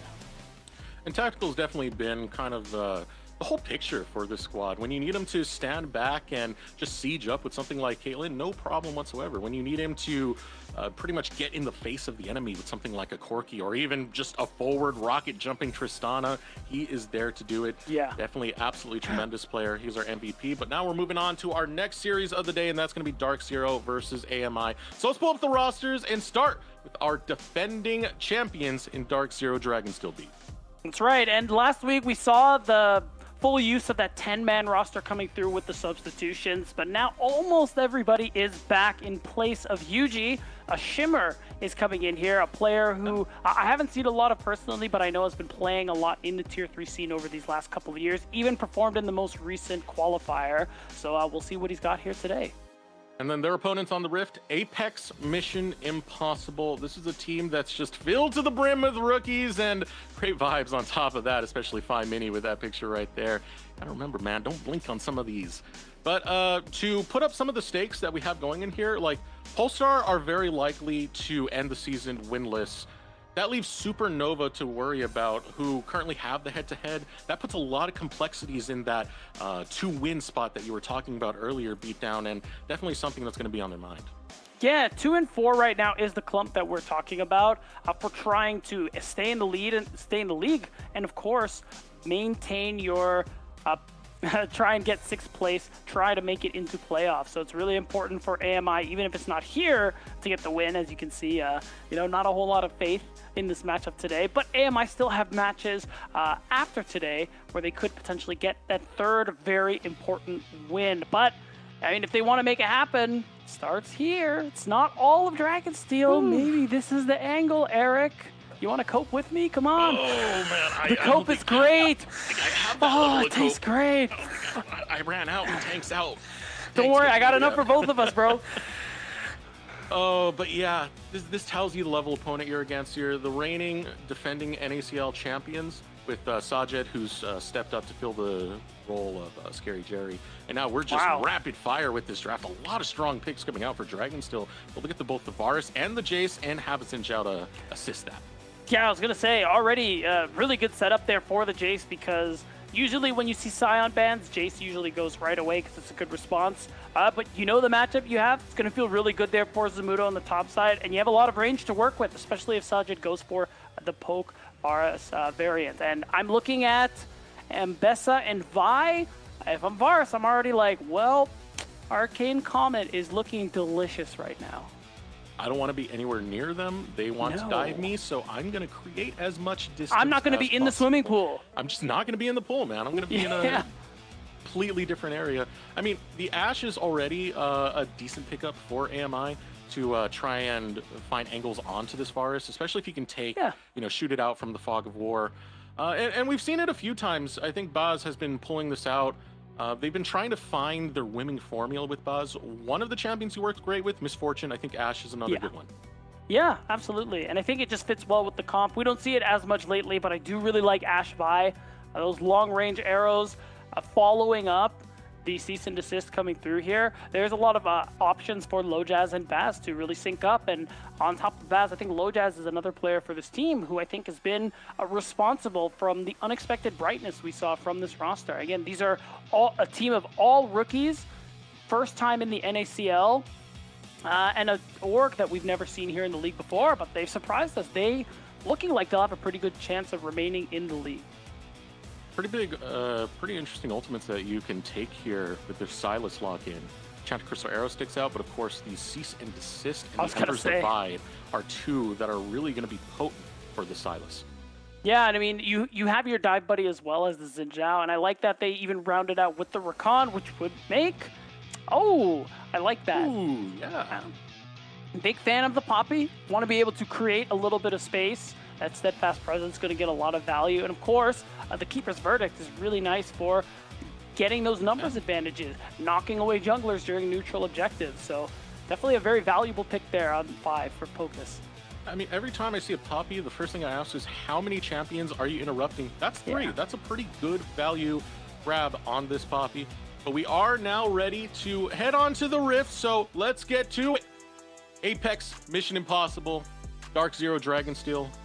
Now, coming into this game, we did hear during the NACE Grand Finals last week, that's why we had that sub-squad for Dark Zero, that this could potentially be the last dance that we have for this particular roster. I mean, we've already seen UG subbed out despite the rest of the team coming here. There's a lot of rumors about LTA North looks. So, I mean, if we're going to have this last dance, man, it could be a banger. That's what we're going to get right now is Dragonsteel step up. Yeah, that is the hope. And of course, again, this is the debut of Shimmer. First time in the NACL, so we're going to see how he's also able to perform. He definitely has a lot of great laners to work with. I mean, you have Sajed, who won NACL last spring, and of course you have everyone else on Dark Zero Dragonsteel, who won last summer. So, hell of an environment, yeah. Spring 24 Rookie of the Split for Sajed, so you true. are picking up one of the more impressive ADCs. I mean, Cubby talks about Sajed all day, and as he good should. reason. He was incredible when he was on FlyQuest Challengers, and it just feels like another chapter going forward in the story. It is. And kind of zooming out, talking back to the drafts here, it is Sajed who is running the Comet, going for the Poke Varus build, and I like this one just because him and Zamudo, they have this opportunity to poke people down, you know, pepper AMI with damage, do a little marinating before they really get in there with their dive champions. So even though they have good answers into that, especially with this Poppy from Pocus, the range damage, the fact that you're outranged and can eat a lot of damage later on, is going to make it really hard. So the arrows from Baz, they're going to have to be big. Lojaz and Pocus, they have to find the angles as well to go for these dives. Keeping Pocus locked down into this bottom lane could pay a lot of dividends for Dark Zero. So I am expecting for Lojaz to start paying attention to this bottom lane, because Vi can get going rather early. Aggressive trading going on in the mid lane all the meanwhile. Yeah, you love that one from Spyrax. The fact that all your laners are really pushing in, it just gives you a lot of options in terms of how you want to really play out this early game as a jungler here. and it's going to give Shimmer that opportunity to invade, go for something really aggressive if he wants to, even though this time around it does look like it's just going to be full clear, crabbing back. No, we had a discussion about expectations, especially last series. I actually want to hold that thought because you might have a potential angle here on the top side. You already see the pathing coming out from Shimmer. Chase for the decoy, bait. doesn't realize he the might bait. be walking into a decoy, but will not take the bait at the last second, turns tail. Ooh, I don't know. He sensed the disturbance in the force or something and realized, I'm going too far. I need to relax. Something's not right here. Yeah, and that works out pretty nicely because Shimmer uses that time for nothing. So LoJazz does get the jump on him, already back on the map. And is already going to start a second clear. So going back onto that topic of expectations, I mean, Luminosity, Dark Zero, those teams, yeah, expectations are met. The GOATs. AMI is a team that I do want to say they've exceeded expectations a bit here. They're Yes. still towards that bottom of the pack, but having 2 wins, 2 series, being a team that's full of rookies, you know, hey, upstart debut, really. And it's a great thing to see. I mean, we talk about Decoy and Pocus, even though this is their rookie debut in Challengers League. They, in particular, have been around the block for quite a while. I mean, when we think about the Proving Ground circuit, we've seen these names, and even times before that as well. So great to see them make it into that league and actually play quite well, quite admirably so far. And again, part of that surprise factor we've seen here from AMI, because they're one of the teams in the 2-4 clump that we're talking about. They're one of the teams that have the possibility of not only remaining in the league, but also taking 6th place away. So being able to make it in playoffs. That would be incredible. I mean, making playoffs on a team of 5 rookies, I mean, what else can you really say right there? That's definitely a big accomplishment to have for a new org that's currently within the space. Now, Yeah. getting back into this game, we are starting to get the supports roaming out. You can see Zyko is starting to focus up over here in the mid lane, LoJazz in the same area. Yeah, that's right. At the moment, though, it's looking like LoJazz will have that opportunity to get first touch on the Dragon. And Zyko, I mean, has the information, but his jungler is very far away. So it's going to be an easy secure. And I like that move from Pocus to also make sure that Five-Many has an easy time pushing this wave. There's no response there. So it's going to be an objective trade on both sides of the map. Very easy trade for Dark Zero to take. You're getting pretty shoved in. Excuse me, you're getting a pretty good amount of shove over on the bottom. It puts you at such a risk of this Vi jumping onto you, so instead of taking any baits over there, let's just hop over top side, make sure we trade out on the grub secure. Yeah, although it is nice as the jungler, especially as Zin, that extra experience you get from the grubs is really nice. I don't know if it's going to, not quite level 6, but you know, you leech a little bit of XP from your top laner, then you are level 6. This recall needs to be quick for Decoy. Eyeballing the area, Shimmer, but found. Ooh! So close! That was a little bit of latency right there as Decoy takes the damage, but the recall already registered. Honestly, big deal. It's a big deal because he would have, if he died, he would have lost more. Yeah, he definitely would have. So he's going to drop a plate. He's going to drop some gold, but it could have been worse. So good timing for him. And so we're going to go back to kind of nothing really going on at the moment. Right now, you can see AMI, big focus on that bottom side river, a lot of red boards, and I think it just shows the kind of focus they have on trying to go for a Dragon Soul. I think this late game will be a little harder for them to play out versus Dark Zero Dragon Steel's comp, so an easy way to get around that, Dragon Soul. Dark Zero has been probably the most explosive team that we have in the league right now. And I think that brings up a lot of questions as to how Shimmer is going to change up that dynamic. Personally, I didn't know Shimmer was going to be in today, so I didn't get to look too much into him. But a jungler is such a prominent role when it comes to your macro decisions that it could really influence Dark Zero's playstyle significantly. Sure, I mean, we talk about Yuji as a player who we've frequently been saying does not belong in Challengers League. So the fact that he's been such a big driver of decisions that this team has made, but also just such a big source of skill and ability on the roster has also been pretty big as well. And whew, a little scary there. If that hits, Spyrax is dead on my screen, but it doesn't actually go through. A nice breeze passing by for Spyrax as he gets his recall through. Yeah. Or the early stages passively, Dark Zero are starting to win out in a lot of these lane matchups, especially topside. Look at Zamudo. He's got a 30 CS lead against Decoy. Yeah, he is cooking. He's doing really well. Mini, of course, in the mid lane is able to get a bit of an advantage for himself, but it isn't anything substantial, and that's why you're seeing Dark Zero. They have a bit of a lead to work with, and it really kind of only gets worse. So I'm curious what the setup is going to be like for AMI. I like that they're lane swapping to get a good move onto this second spawn of grubs, because you really don't want to let that go through, especially on a poke comp where they have a lot of range. I focus over here on the top side. We'll just get some harassment on to Baz. If you had the Enchanted Crystal Arrow, maybe there was an angle there, but not going to get it less. Instead, Zamudo will be able to take the easy back right there. Looking at the timers, still got a minute 45. Passive. Again, it just gets returned right away. Yeah. I can't believe that's happened twice in this game so far, Pete. Yeah, and both on top laners, funny enough. So, it's still... you got the pressure, so that was really nicely done from Pocus overall. And you get that wave in, which should give you a pretty good look onto this objective. And it's good. It's still good for Dark Zero, though, because Decoy is the one on bot side. He doesn't have teleport, Spyrax does, so I really like this lane assignment from Dark Zero to make sure that if it really comes down to a fight, they have a great chance at winning it out. Focus. Just kind of chilling out in the alcove, unfortunately. Their rating is Clubhouse and jumping onto him. Ultimate's going to be used. Tried to pop the insect with the chase. Almost gets Pocus in the process. Zamudo's kind of my goat for trying that. I really like that look. It doesn't work, which means Zamudo is a little more vulnerable, but Pocus doesn't have ult. We talked about how big that Keeper's Verdict is. He doesn't have flash, he has to back. So in the end, it gives Shimmer the space to go ahead and secure this next spawn of grubs. Even Lojaz isn't fighting for that. He wants to go for the play. All right, here we go. Enchanted Crystal Arrow, the follow through with the cease and desist, but Zamudo turns right on its head and will get first blood as he tees up on the Dome of Boz. Ooh, that's not a trade you're happy about if you are Apex Mission Impossible, because not only is it a 1-for-1 in that situation, you lose out on the grubs.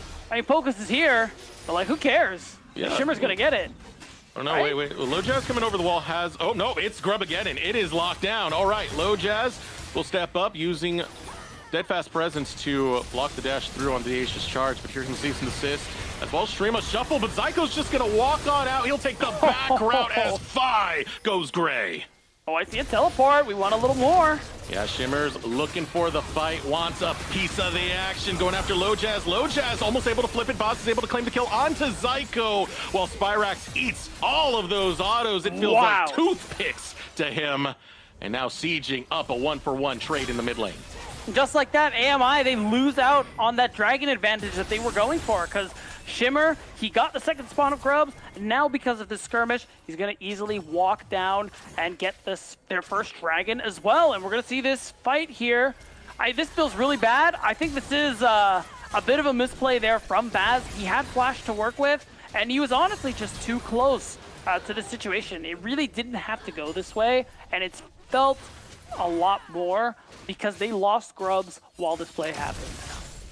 That's Grubageddon secured by Dark Zero, and if they play to the side lanes, it's going to matter quite a bit. I mean, sometimes you'll see the Silas out there, and they can take towers in the quite a quick pace right here. I'm watching where Zyko's going as he starts to set up back into the mid lane. It's going to be up to Lojaz to try and find some angles to get AMI back into this.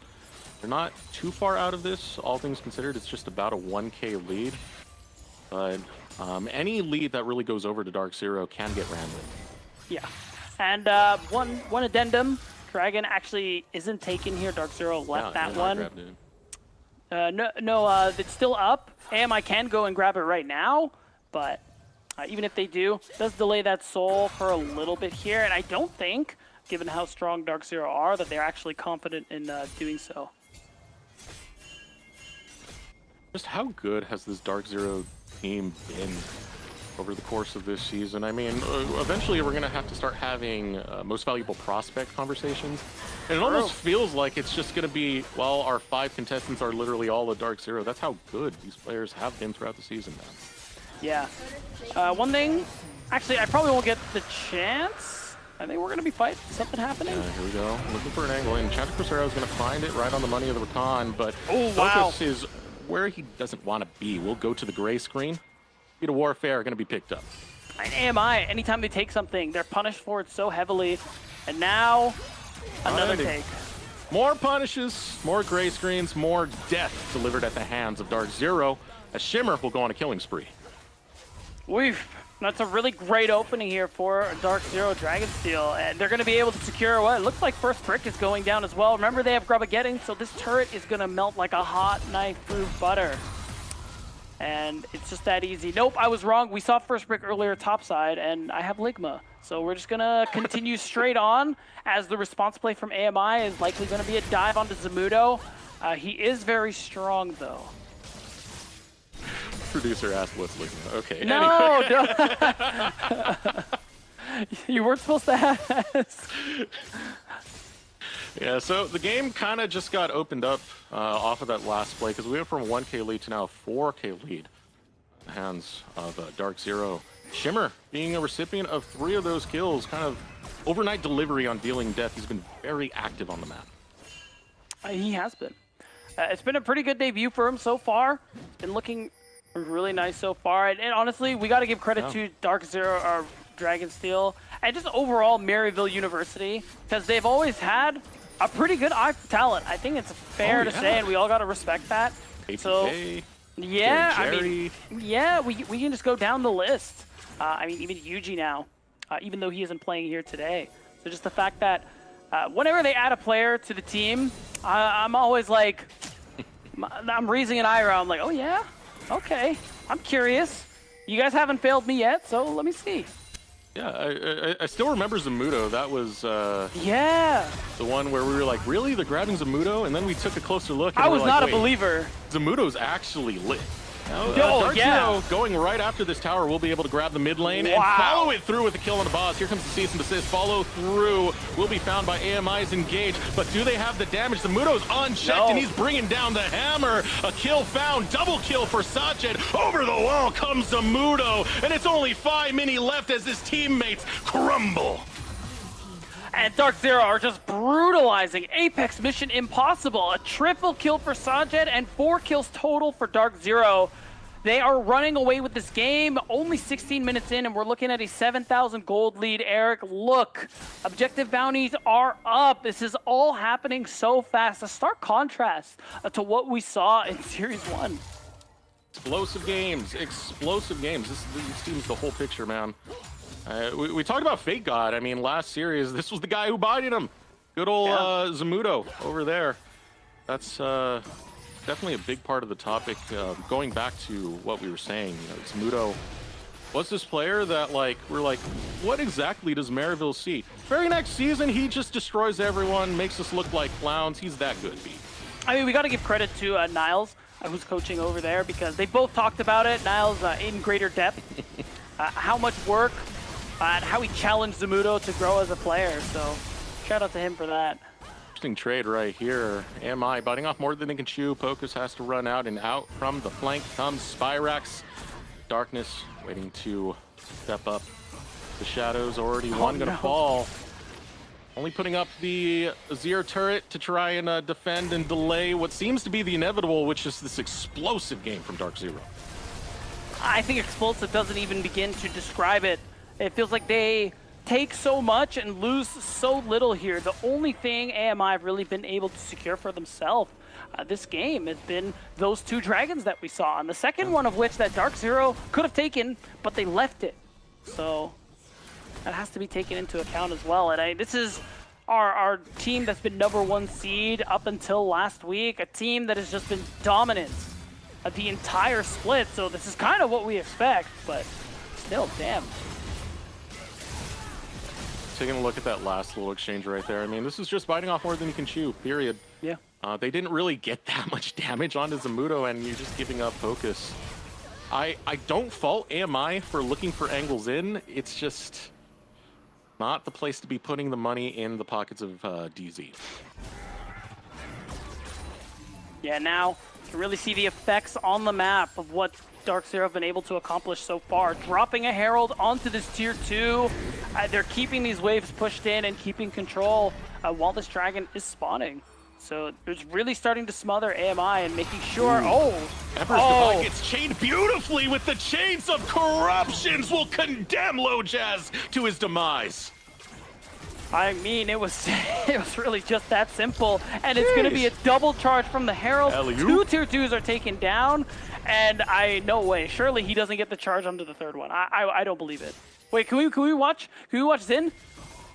Okay, no, yeah, surely. No, we got to look up here, man. Teleport's coming out. They want to save Phi Mini. Phi Mini getting hunted down by Zamudo. Will be able to step away. Decoy going forward with the Ambest. Wants to find the public execution. Gets the shutdown onto Zamudo. Here comes the Emperor's Divide, though. Phi Mini looks to slide away. Enchanted Crystal Arrow finds one mark. Piercing Arrow does not land. Decoy, half health remains. Looking to dash out of this. The chase from Shimmer gets cut off, and he gets put got him next to Phi Mini. An assist, a betrayal, a kill for Dark Zero.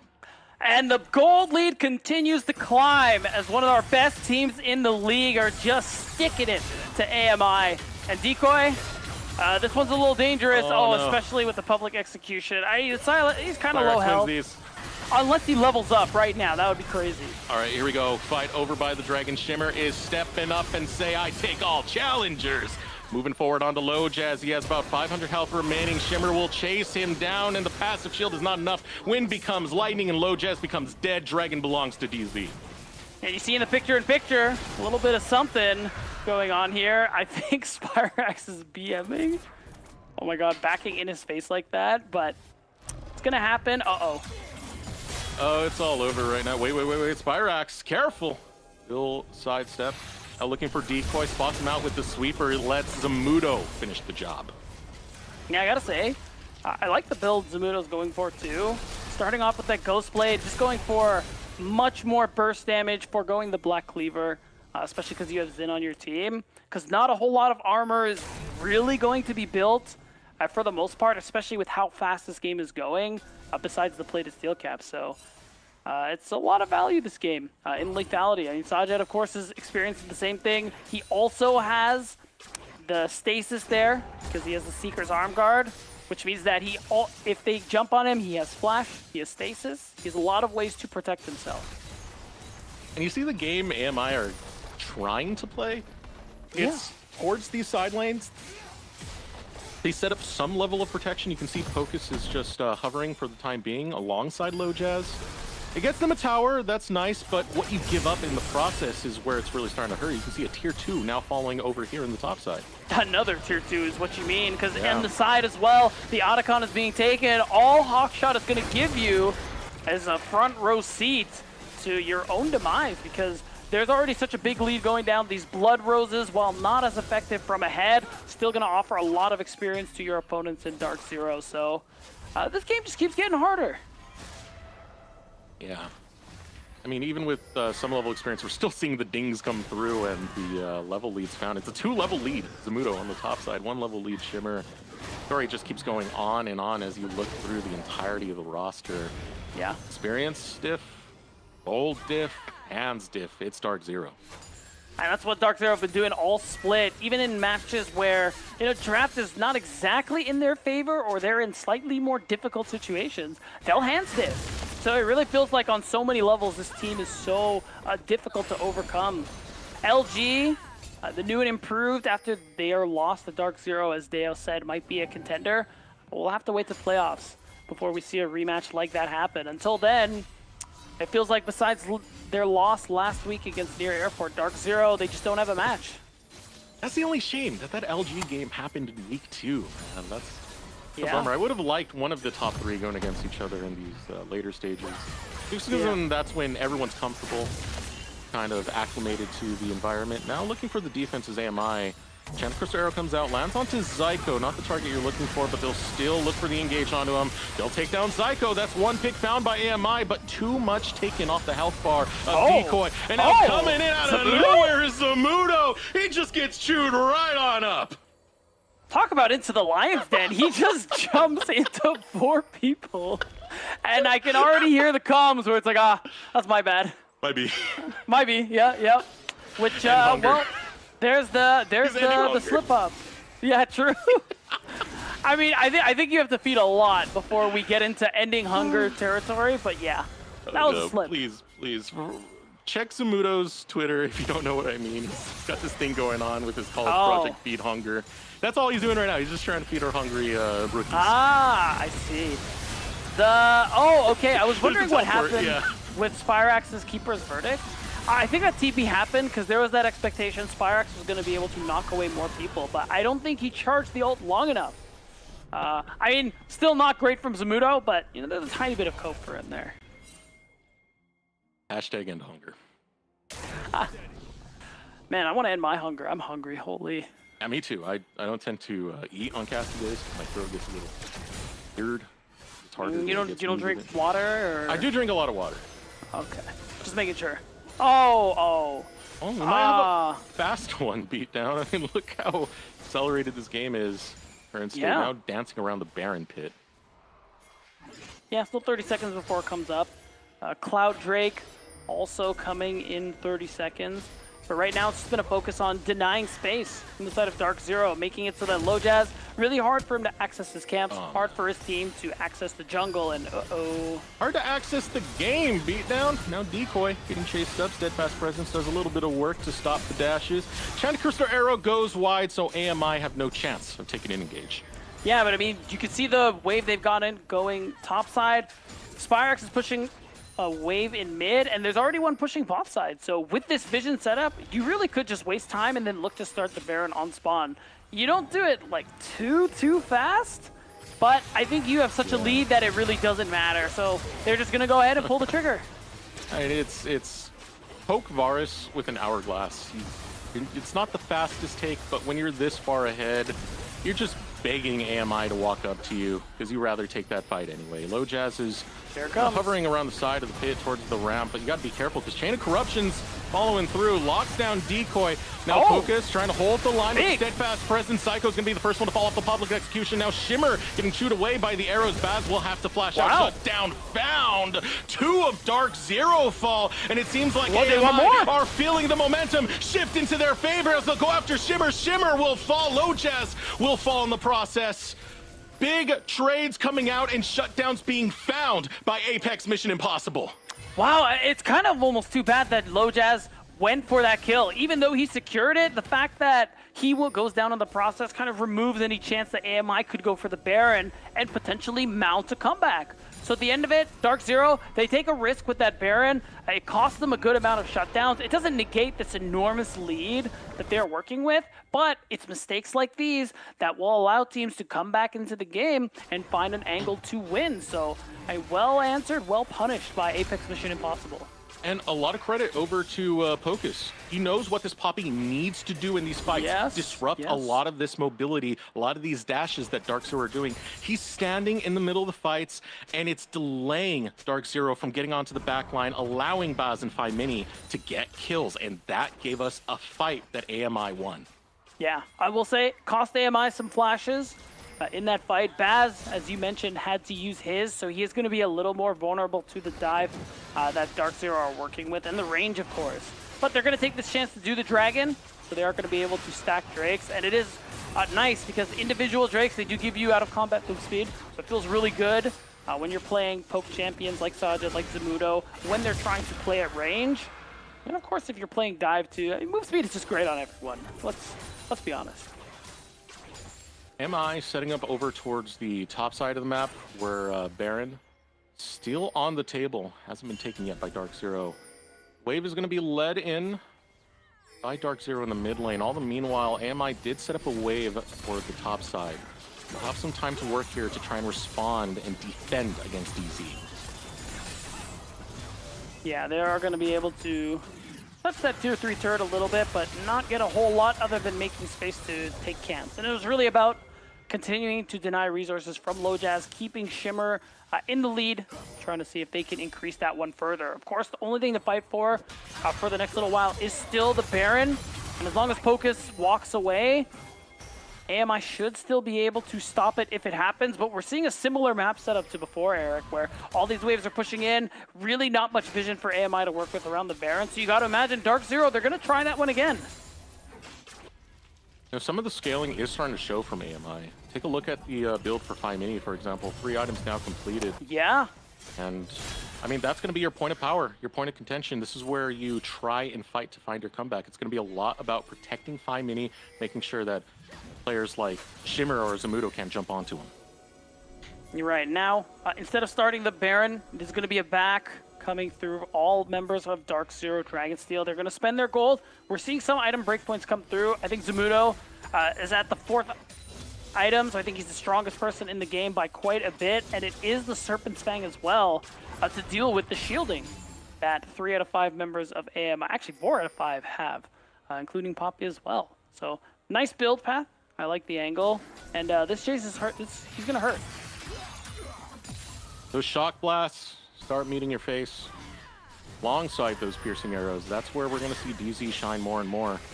And that puts a lot of pressure onto AMI because it means that when they do meet with DZ, it usually has to be fast on the engages. It has to be very snappy with it. You cannot allow Dark Zero to poke you with those 2 champions. Right. Fortunately, unless they can get on top of them, they really don't have a choice. And we talked about how hard it is to get on Sajid right now. He has the Zhonya's Hourglass to work with. He's also very strong. So AMI, they have a difficult road ahead of them right now with, again, Dark Zero are keeping them on their side of the map, barely letting them walk outside of their base. So Dark Zero are just waiting, clearing vision, and just waiting for an opportunity that they like to go ahead and start the Baron. And they've decided it's right now. Baron getting pulled by Dark Zero. Pocus will step up. Some wards to spot out the approach of AMI. LoJazz is not going to have an easy route over to attempt to steal. There's a lot of members of DZ stalling out there, but Baron getting pulled away from. Dark Zero not going to risk it just yet. They want to continue this dance.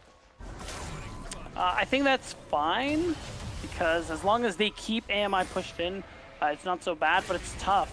It's not that easy for them to keep 3 lanes pushed in this way. And oh, wow. Wow, that was public execution burn. Yeah, I mean, good response from Zyko. That is one ult out of the picture.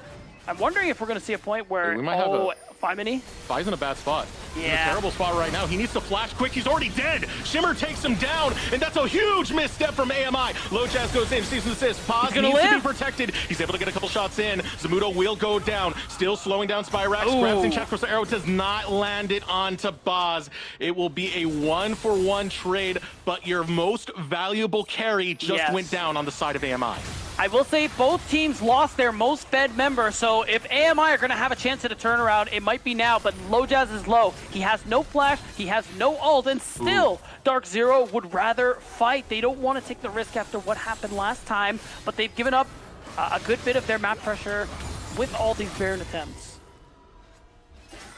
With this type of roster that has been fielded by DZ throughout most of the season, it has been sweep after sweep after sweep after sweep after sweep after sweep. The only time they've lost out was the sub squad. AMI are playing this calm and patiently, and they keep finding these slight windows where they can capitalize and utilize. And it's getting them something, Beat. I mean, this gold lead has been shrinking ever so slowly. It has been, and the objective bounties are out of the picture now too. AMI have been able to find these small angles, these small picks. I mean, the Vi and Ashe ult has been so big for them, as we highlighted. And it's kind of their key to success if they're able to get critical members of DZ down. But right now, Dark Zero, they're just going for the same setup because AMI haven't really been spreading out and trying to fix their side waves. It makes it easier for Dark Zero to kind of keep the similar approach we've seen these last couple of minutes. And now they're going to take the time to secure that 3rd Drake. It's going to be their soul flank. Cloud Soul will be really big for them. And because of the Baron focus, Zamudo very easily is going to be able to knock down an inhibitor. So AMI, they just want to fight. Yeah, right now DZ are realizing it's hard to find these forced engages, so instead they're going to play the map. Zyko will fall, but so does the inhibitor of AMI. Is he going to end the game? Looking to back off right now. You can stop the backs if you're Spyrax. You have Sajed on the opposite side already. You get one coming through on the teleport. It's going to be 5 mini to defend that Grubageddon, doing so much work to take down one of the Nexus towers, and now teleports getting channeled once again. Emperor's Defy does not interrupt Zamudo, so here comes the engage. The big bad boss is here. Dark Zero are looking to eviscerate AMI as Decoy fed to the wolves, Pocus fed to the wolves, Baron on the table for DZ. And now they get the Baron take that they're hoping for. Lojaz, while he's full health, it's going to take a miracle for him to be able to steal this one. I think DZ have finally done it, Eric. And now with this Baron and with an inhibitor down, this should be everything they need to close out game 1. Oh, stealing away the Poppy Ultimate Keeper's verdict will yeet Lojaz right out there. No chance to take that Baron back. Dark Zero firmly in the lead. 3 dragons to the name. Baron on top of it. They are in the driver's seat, and they have so much on this map to take.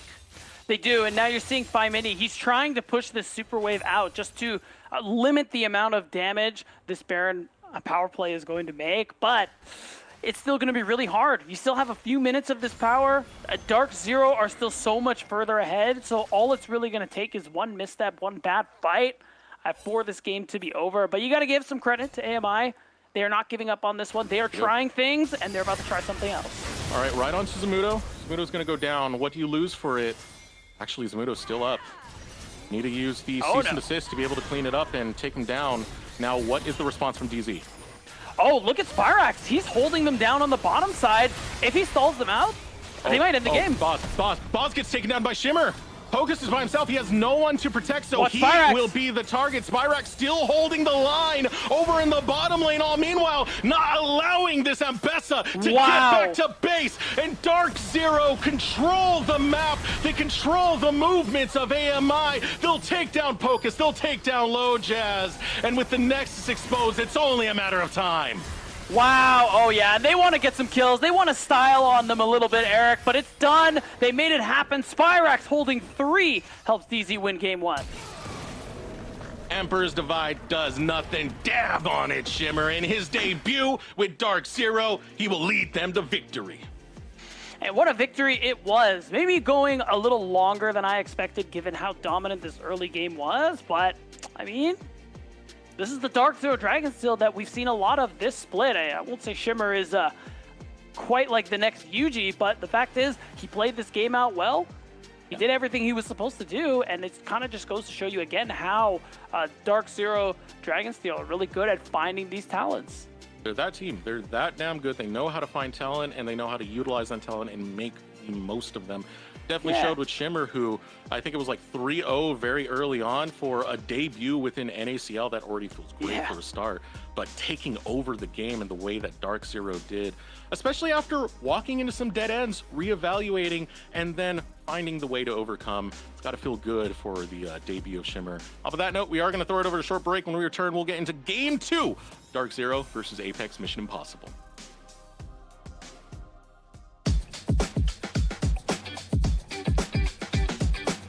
I was in high school and my friends got me into it. I was probably like in my 3rd year of high school, and that's when I started playing League.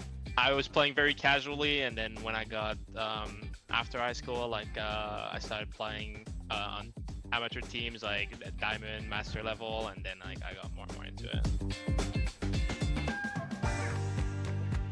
I think Froggen was like one of them when I started playing, because when I started playing I was mid laner.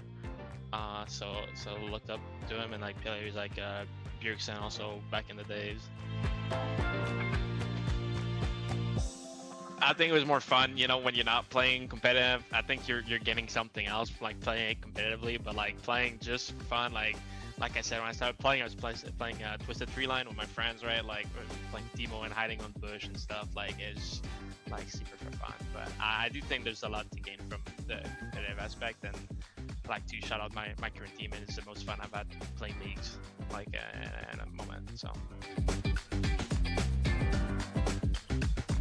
people are kind of sleeping on us, and I think we're gonna surprise people. I think my teammates are very, very strong, like individually, and I think a big thing is we have like really good team cohesion. So like, and we're really persistent, and we really want it, and we're gonna show it.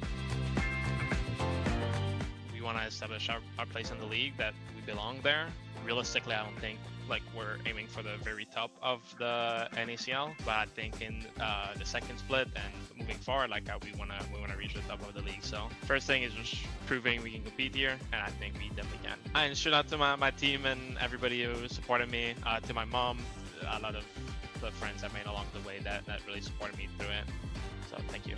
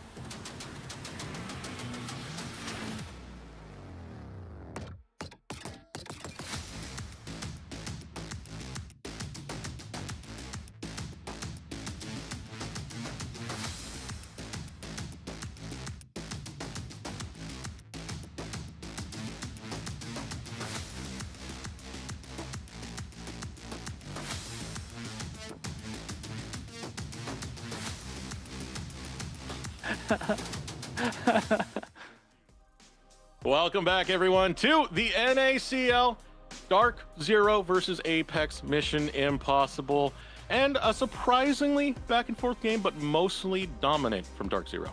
I was gonna say, I wouldn't call the game a whole game back and forth, but AMI had moments, and if we're being honest, those moments are because Dark Zero had some negative gaming moments. And you know what?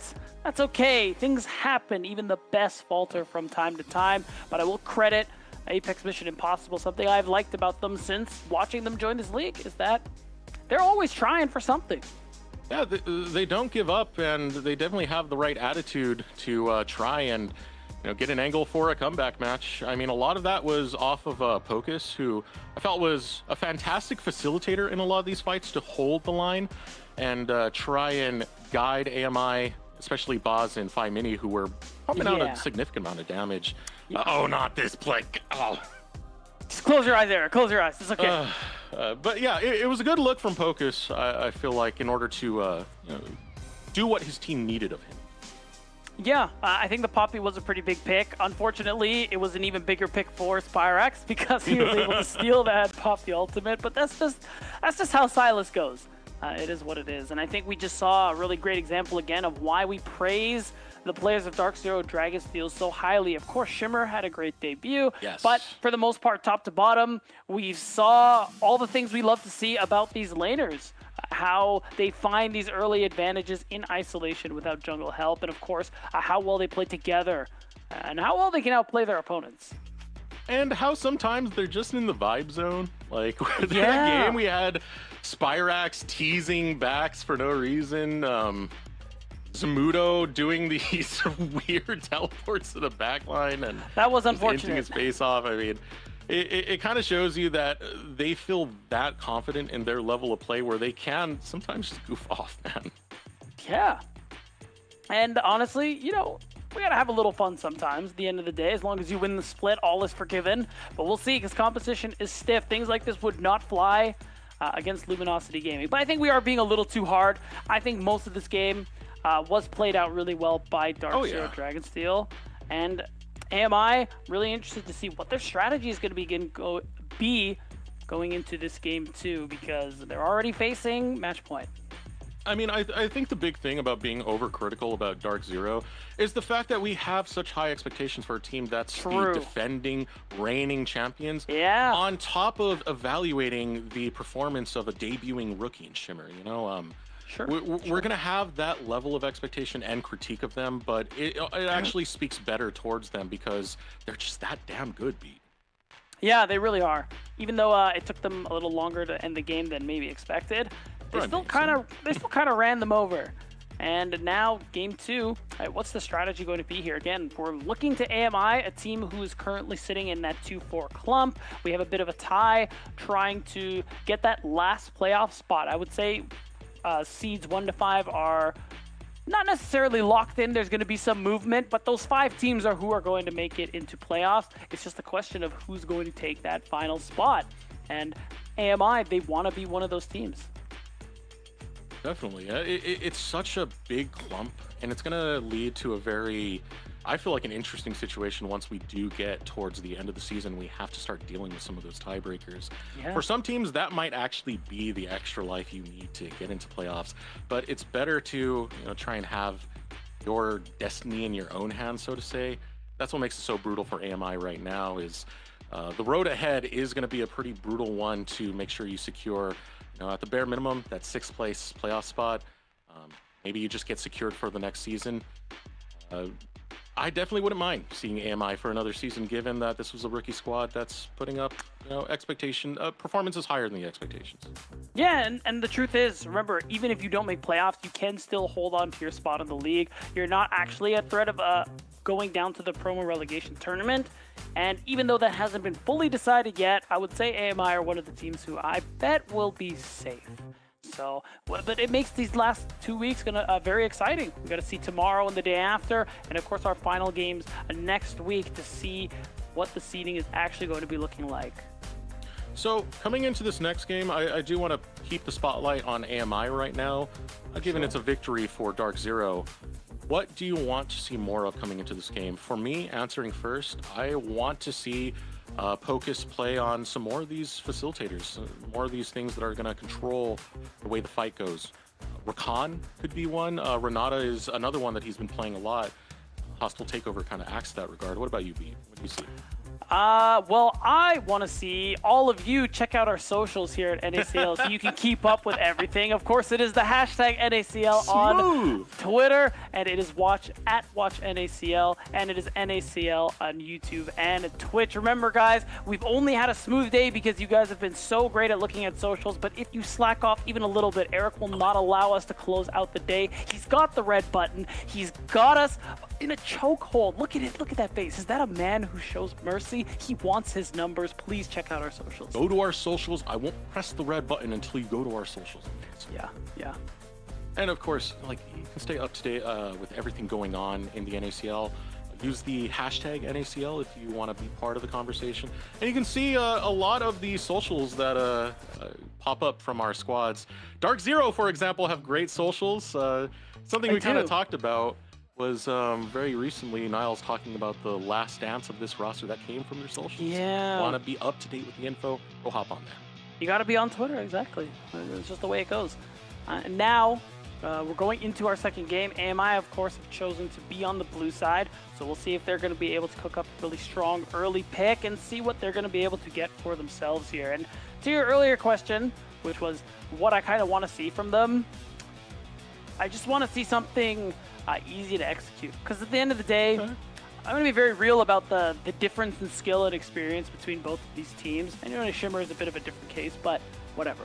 The point is, when you're in these situations where the odds are overwhelmingly against you, just show me front-to-back team fight, like the one-click buttons, the press R teams, just the easiest thing you can manage, and play for that. Like the Bronze Exodia, where every champion is all about their ultimate, and we're going to use them all at once, wombo combo, and get Pretty much. I wouldn't call it bronze, but yeah. No, exactly. it used to be called the Bronze Exodia. It was like really? a Mumu, Malphite. Oh It was a bunch of God. tank champions that had like big AoE ultimates, but they're kind of listening to your advice, maybe not in the way I was saying it, but Tristana locked in, hope it is so. a strong play. Yeah. I mean, that just sounds like my early days playing Clash, and I hated it. So I like that it's a Tristana. I think Baz has been all right on that one. I think Mini's also played it as well in the mid lane, so some flexibility there. There is the Nefiri for Dragonsteel. I mean, again, this champion has been nerfed, is in a bit of a more balanced state, but still is very strong if she's able to get ahead. So now eyes are on AMI. What kind of early game pressure can they generate, and how can they stifle this Nefiri? It's definitely going to be answered with what they choose to pick next. When Nefiri is on the back line, it's kind of the same thing to Ambessa. You really do want some point-and-click crowd control to lock it down. Wilting Lullaby, that's already one good start right there. Doesn't really take too much to get that actuated. You also have Buster Shot for South Pill, which makes Tristana a decent matchup, at least dealing with the aggression that's going to come through from Nefiri. But now we got our frontline established big boy Scion locked in by AMI. Yeah, I mean, I like this one, especially when you're seeing it's Nefiri and the Aurora. So a lot of burst damage. So if you get up there in terms of tankiness, you build a lot of armor, you actually will be really hard to kill. And I think this is really in line with what I was talking about. You know, front to back, Scion is probably the best frontliner on the patch. So being able to lock that one in for decoy is huge. Zamudo will go for a bit of outplay potential with the Aatrox, but really, as long as he doesn't go too far down, he will be so useful. Scion's great. Yeah, Scion, I mean, you talk about scaling when we talk about carries. We don't talk about tank scaling enough. Scion does literally become that unkillable wall. It's allowed to get to a full build. So this provides definitely a very, very sturdy front line. We have a great carry for AMI. Even some interesting jungles that we got going through. I'm curious what else we're going to look to kind of wrap this up with. I'm looking over towards support picks. Already we're getting those banned out by AMI. So they take away the Braum. Yeah, Braum's a good ban, something that they definitely don't want to be dealing with. Nico is also good too. I imagine either Mini or Pocus will be playing that one. And denying engage options, I think, is a really good call for Dragonsteel, because it's kind of the one thing that is missing. You have the unstoppable onslaught for Scion, but with Lilia in the jungle and a carry like Trist, you need a little more than that. So I'm wondering what the support pool option is going to be. Honestly, if Dragonsteel want to deny a big one, it might be an Alistar angle. So I'm wondering, I wonder if AMI will just ban it, because it's almost certainly going to go away if you don't. Alistar would be a great pick to get, so take that one away. Now looking at frontline facilitators, what's really left here? Nautilus could be a big one. Renata was one we were mentioning over for Pocus. He's played quite a bit of that. Could be a takeaway, but instead DZ are happy with the Kai'San Sajin. Okay, so short range, but you do scale really nicely. You do have that all-in potential, but I'm not seeing very many options to stack Plasma. So it's not what we traditionally love to see Kai'Sa in. So there's still opportunity for that in that last pick.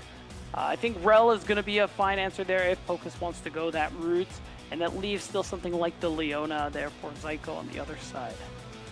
Yeah, and it continues building up this monstrous front line that you have drafted out of AMI so far, adding to that engage. The thing about the draft on DZ side is I see a lot of skirmish. This is a team that's looking to kind of pull you apart at the seams and have make you crumble there. Now waiting for this next pick to come in, we're going to have double ADCs as Jin gets locked in for AMI. I like it because what I'm looking at with AMI's comp overall is that you have good front to back, you have a lot of utility, you have front line, and you have range. I think that's the most important thing here too, because right now, I mean, you have 3 melees, and, well, I mean, Aurora is not a melee, but really short range.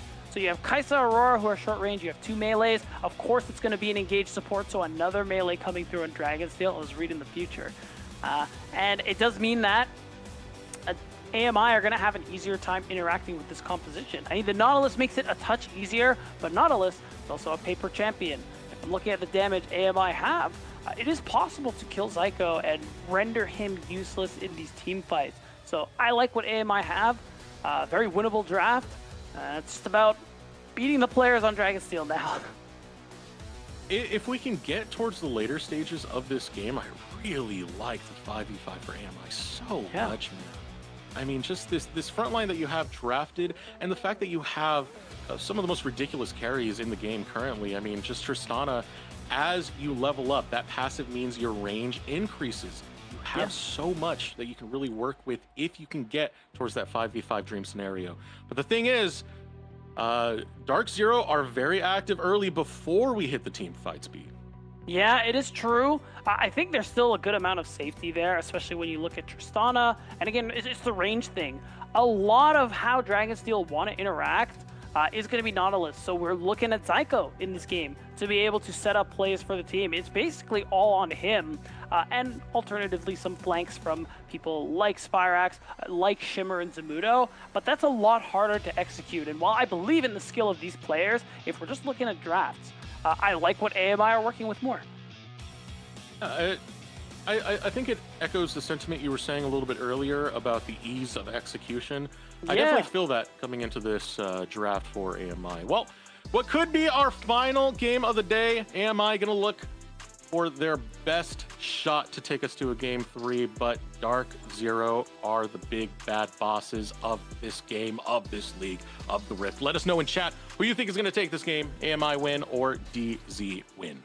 Yeah, and something I think we haven't mentioned enough when we talk about standings and seeding, and qualifications and tiebreakers is that while match wins are incredibly important, game wins matter too. So AMI being in this position where they do have a really good comp that they can win with here against Dragonsteel, even if they lose the series, every extra map win they get does matter for tiebreaker scenarios and trying to maintain your spot. Again, maybe making that push to be 6th place and be able to get to playoffs in their first split here in the NACL. And what a thing it would be for 5 rookies and a new org to do. It'd be tremendous, to say the very least. It'd be a huge accomplishment to say that, you know, we were able to stand up to what is one of the more competitive seasons that we've had in the environment so far, given how much veteran talent is in the area.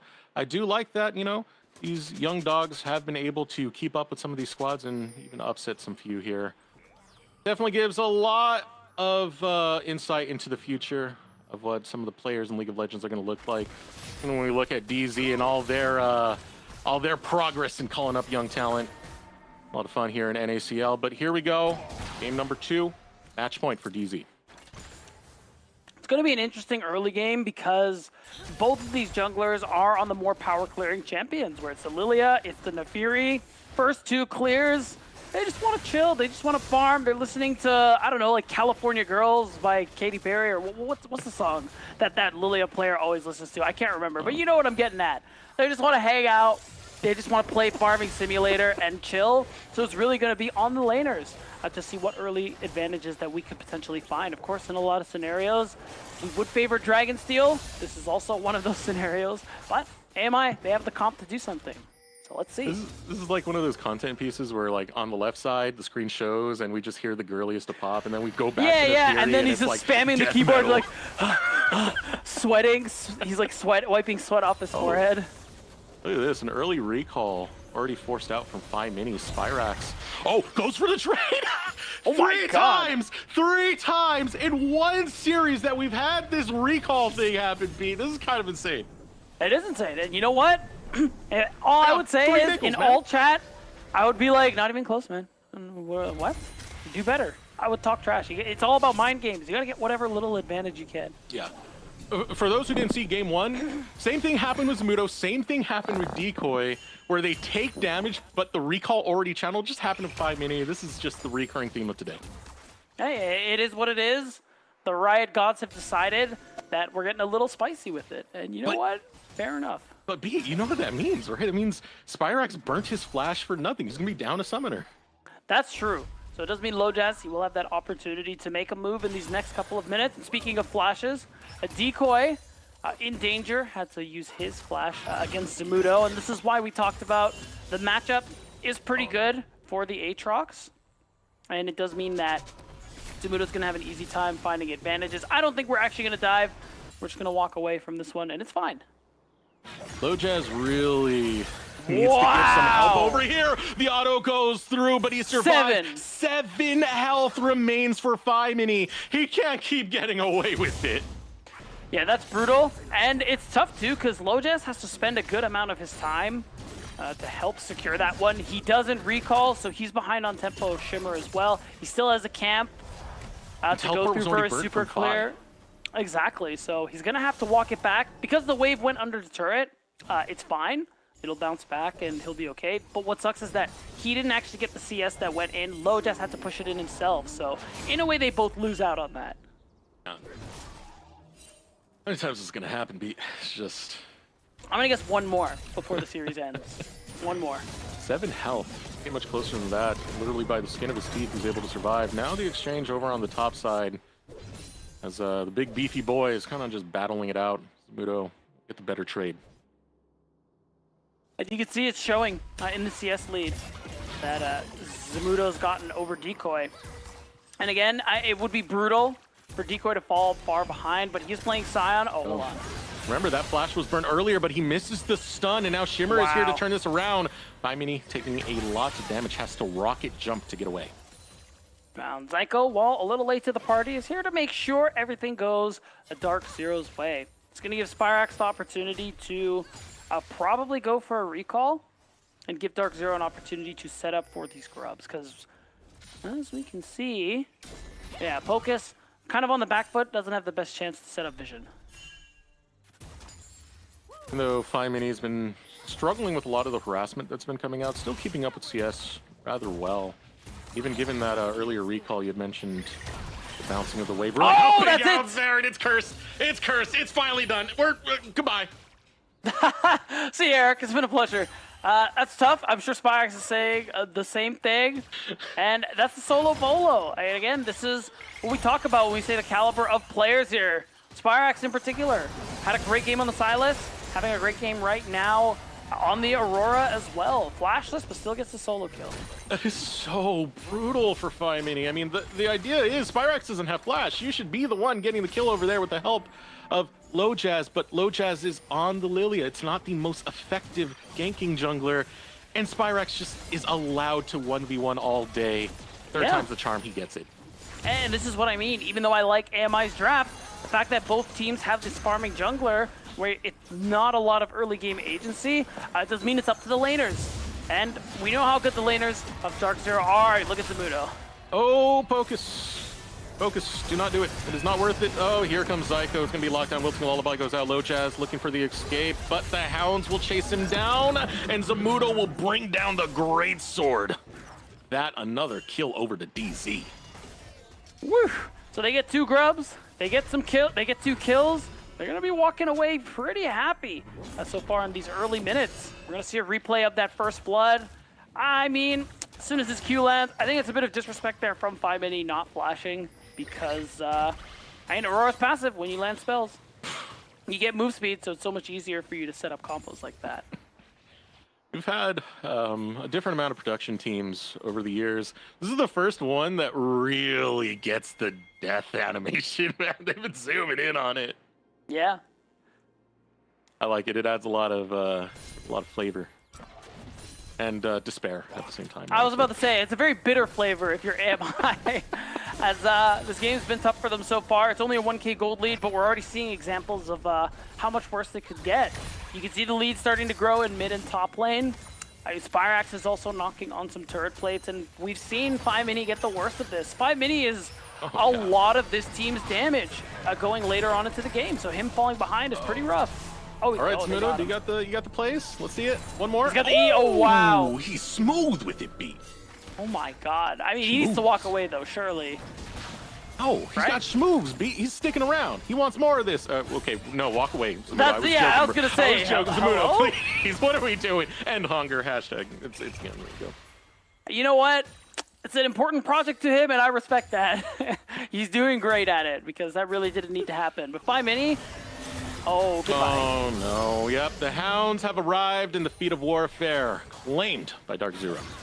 It's just that simple. No time to flash, no time to rocket jump, and Shimmer's going to walk away with a kill. And this game is just slowly but steadily falling out of control here for Apex Mission Impossible. First, your mid laner, who's so important to your game, your team's damage later on, is set back far behind. He's sitting on a Cull, sitting on a slingshot and a longsword. And you look at Spyrax, Lost Chapter, blasting one. So Dark Zero and their mid laner is just going to be so much more effective in this lane phase, and 5mini is going to take a really long time to come online. AMI need him, and the fact that he is going to take a long time to actually scale up, it just gives Dark Zero more time to keep setting up these aggressive plays, keep winning out on neutral objectives, and just get enough to win the game before 5mini can come to the plate. And without that much effort, wait, 5mini still going in, but here comes the Hex Flash. 5mini, it's a repeat of earlier. We'll hop away with the rocket jump, but goodbye, sir. Spyrax will get another kill. Oh, that is brutal. The happy bee of despair, not to be confused with the happy bee of victory, being used there by 5mini. It's really tough. Look, we all know the difference. You know I'm right. And this is going to be more turret plates for Spyrax. I feel like there's just not a whole lot else to say, Eric. Yeah, once things crumble in the mid lane, I really don't see AMI getting their windows back in. Now here comes Shimmer going right after Low Jazz, and the Nefiri's a predator. I'm sorry, you graze Low Jazz in heaven. Dead. Decoy tries to walk away, still getting chased down. And like that, Dark Zero just owned the place, man. Oh, we're not done. We got the reset, so we're just gonna dive once more. The W press means no aggro, no way for AMI to fight. Holy smokes. I mean, this is Dark Zero Dragonfield for you. This is why we hype up this team, we hype up these individual players, and this is really just a tragedy on Summoner's Rift here for AMI. And the next spawn of grubs are happening, but with Low Jazz only just now getting back on the map, I don't think he's going to get a great opportunity to actually secure it. And we just saw Shimmer, he's finished the Eclipse. That first item is a big spike for the Nefiri. So you got to imagine, he's just going to sprint right up topside. It's time to hunt. That's going to be the name of the game for Shimmer when you're at this stage. 2-0-2, when you have this strong of a lead. Good luck for anyone else who actually gets in the sights of Nefiri. Still, Low Jazz will have a little bit of time to himself, as you do have some priority thanks to Focus and Baz being over there on the top side. There'll be 3 grubs over to AMI.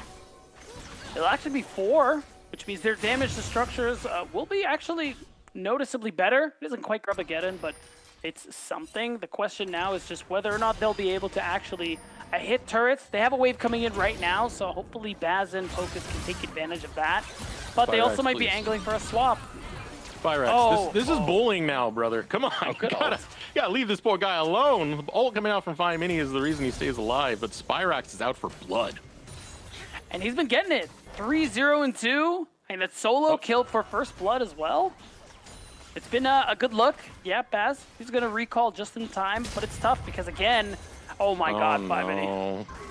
This is not a game for 5mini whatsoever. No. Every time they see him, they kill him. That is brutal mental damage. Like even the now, buff, man. It really is. And now you're seeing it too. Now it's the thumbs up of despair. Like mental is in the gutter. Mental shattered, bro. I'm sorry. I mean, nowhere safe. He was just calmly walking in his own jungle, wanted to get away from the struggles of the lane, and still gets claimed. Here's Sajed, Killer Instinct to sidestep the decimating smash. The rest of AMI looking to arrive. Sajed is by his lonesome, so this dive should be rather easy. Like that, they hop right in. LoJazz claims the kill. Zyko looking to peel someone underneath the tower, but he might give up his life for the cause. Now here comes Shimmer and Spyrax. They arrive in the blink of an eye. Now going after Pocus. Looking to step away. Spyrax will get away from the fourth shot of the curtain call. Sleep comes out. Wilting Lullaby. Double decimating smash means double kill found by Baz. Really big play coming through from AMI and much needed. So now, not only do they narrow this gold lead by getting kills into their pockets, they finally give some space to 5mini to knock down a structure. Of course, Dark Zero, they do get a first brick with everything they've accomplished so far, but turret plates coming in on top of everything else, they needed this from AMI. The only thing that could have made that better is if 5mini was there to at least get an assist. Holy get this imagine. Tristana online, but getting kills onto the Jhin, hey, I'll take that as a consolation prize. Yeah, and no true tanks are there for the side of a Dark Zero Dragonsteel, so this Collector into what's probably an IE build, that's going to be a big spike for Baz. He's still going to be able to do a lot because you aren't going to see a whole lot of armor built up really on anybody for the side of Dark Zero, again, besides maybe steel caps. So there is that option for Baz to be able to kind of pick up some of the slack because of all the attention, put 5mini's way in the early game, and that's the big hope here for AMI, if he's going to be able to step it up. See, that's what I mean. 5mini just walks on the screen and Spyrax is like, yeah, I'm going to attack you now. That's the way I'm and I took game. that personally. Between Worlds going to be popped, and Spyrax will pop 5mini off of the rift. Shimmer looking to run away from the engage of AMI, LoJazz, and Baz on the hunt. We don't have the room just yet. Looking for the deadly flourish. Ooh. Cleanse will be burnt out. Doesn't find the root. Yeah, this kind of pressure is a really good look here for AMI. It really feels like Dark Zero had their number the whole time, but now we're seeing responses. Yeah, Zyko's in a bad way. Depth chart's gonna go out. It lands onto three. Beautiful turn by Zyko. Will get a kill back to DZ. And it's hard, because now some of these fights, if they go on too long, Zamudo can be here to make that difference, because Decoy is the one always getting pushed in. But again, it's nice to see AMI being able to respond, being able to make plays happen, but it's hard because whether it's the 1v1 or a lot of attention, 5mini is getting put in the dumpster this game. You called out the solo kill, that came through with Spyrax using the Between Worlds, and that's just going to be a continuous point of pressure here where this Tristana is so late to the game. Yuntal arrows, wild arrows only finished at 15 minutes is really difficult because it takes a while to build up that crit chance. And at this point, you're hoping for the longest stall possible to passively get 5mini into this. Otherwise, he's just suffering more and more of these solo kills. Yeah, and the experience deficit doesn't help either. So this game just continuously is going to be really hard. 5mini is going to be an easy point to pressure, and it isn't even about the gold because at this point he can't be worth much. It's just keeping him off the map, making sure he can't stack resources and be a threat to Dark Zero. And also, it means that Spyrax is going to have an easy time in the side lane. I mean, we're getting to the point where let's see, if Shimmer walks up and he sees a cannon creep or 5mini, he's probably choosing the cannon creep for more gold and experience than anything else. That's how many times they killed this guy. Yeah, the value of this Tristana is just so low and in the gutter at the moment. Now Dark Zero are setting up around Dragon. It has spawned up, but want more control of the mid lane before they transfer forward. I mean, I think if I'm AMI, we're just not touching this Dragon. It's only the second one. Really, who cares? 5mini, you're kind of scaring me right now. Please don't. It's Spyrax. You know he wants to hunt you down. He literally just ran into your face, and now it's only going to get worse from here. Nice sidestep coming out from 5mini, but he doesn't have the damage to return fire. And with Shimmer here, the Hound's Pursuit come through and claim 5mini for a 6th time in this game. Yeah, that's not a good look. Definitely didn't need to be caught out like that.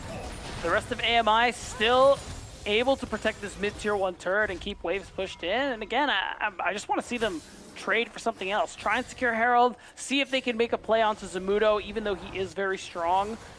If you use enough numbers, you could make something happen. And I think they're kind of getting on that angle right now, but Zamudo knows. He's in the area and he's just going to walk away. Every time 5mini dies, it's like 5 minutes you add on to the delay timer of AMI to get towards the late stage. At first, they'd be fighting at like 30 minutes. Now it's like you're stalling out for 45 minutes for FiMini to get back into this game. That's how brutal this has been so far for this mid laner in AMI. Only bright spot is that we are going to see that call be finished any second now. That's nice. I think Decoy is going to be able to get this turret. He gets to teleport out. Big boy. Isn't actually going to do anything. Yeah, that's really the important thing here. Because even though he hasn't built any MR, it's kind of hard for Spyrax to actually burst him down. And it's going to be even harder when he builds some magic resistance. So, Really doing this. We just keep diving FiMini. Onslaught comes out to get Decoy away, but FiMini will survive this latest dive. No ult on Zamudo. You can see the angle that they're trying to go for here. He might actually Don't have much be able damage to walk though. away. Okay, teleport. I think he just flashes him. He's fine. Here we go. Ultimate going to be used. Yeah, Oh, Zamudo's unless- getting locked down. Good amount of damage getting chunked through, and without the World Ender, it means you can't fight back and regen your way back into this, so AMI will get a kill. Yeah, not only that, that kill's going to turn into a turret. So it's more gold for Apex Mission Impossible, and that is definitely something to be happy about, because they are able to open up the map as well on top of it. It's going to make it easier to get a little more aggressive. Here it goes down. That income found by both Lojaz and Decoy. We think Lojaz has been having a pretty decent game so far. You know, the turnaround that we saw last time was off of that Wilting Lullaby. Yeah. So Lojaz trying to make sure that AMI are not going to just crumble to DZ.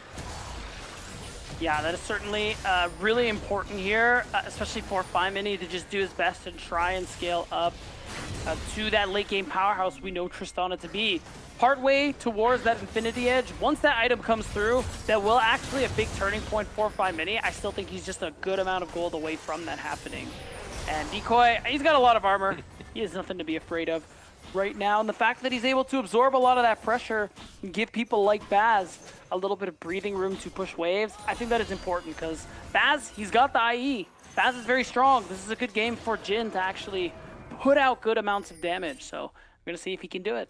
Yeah, and for Dark Zero, I mean, there's no armor penetration. There's nothing that's picked up just yet that's going to help you really tear through this Scion. So it's still going to be a little bit longer before someone can actually step up. And by then, he just becomes that unkillable brick wall. So Decoy's pretty much doing his job here as Otacon gets started up by Shimmer. Yeah, I don't think, I see no pings. They don't actually know. They're walking up the check right now, and Shimmer does this one really slowly. So there's an angle to, yeah, surely they can do something about this. Well, they're trying. Ultimate was already used right there. It landed right into the wall from Decoy. So Otacon will get secured. Just like that, Dark Zero grab it. Yeah, and it is Ruinous Otacon as well. So a lot of extra XP coming through here from the Blood Roses, even though they are ahead.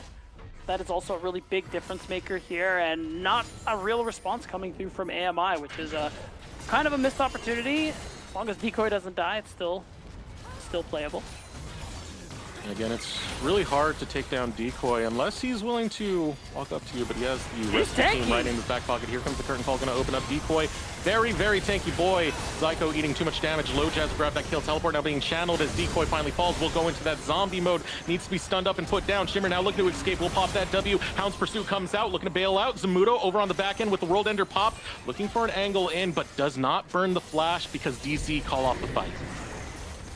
Yeah, they're going to summon the Herald, but they're going for the recall. I wonder if Lojaz is going to be able to stop it. Swirl Seed does come through. Okay, so this wasted time is pretty good. It actually gives AMI a decent chance to maybe set up for this dragon because they already have vision on that bottom side.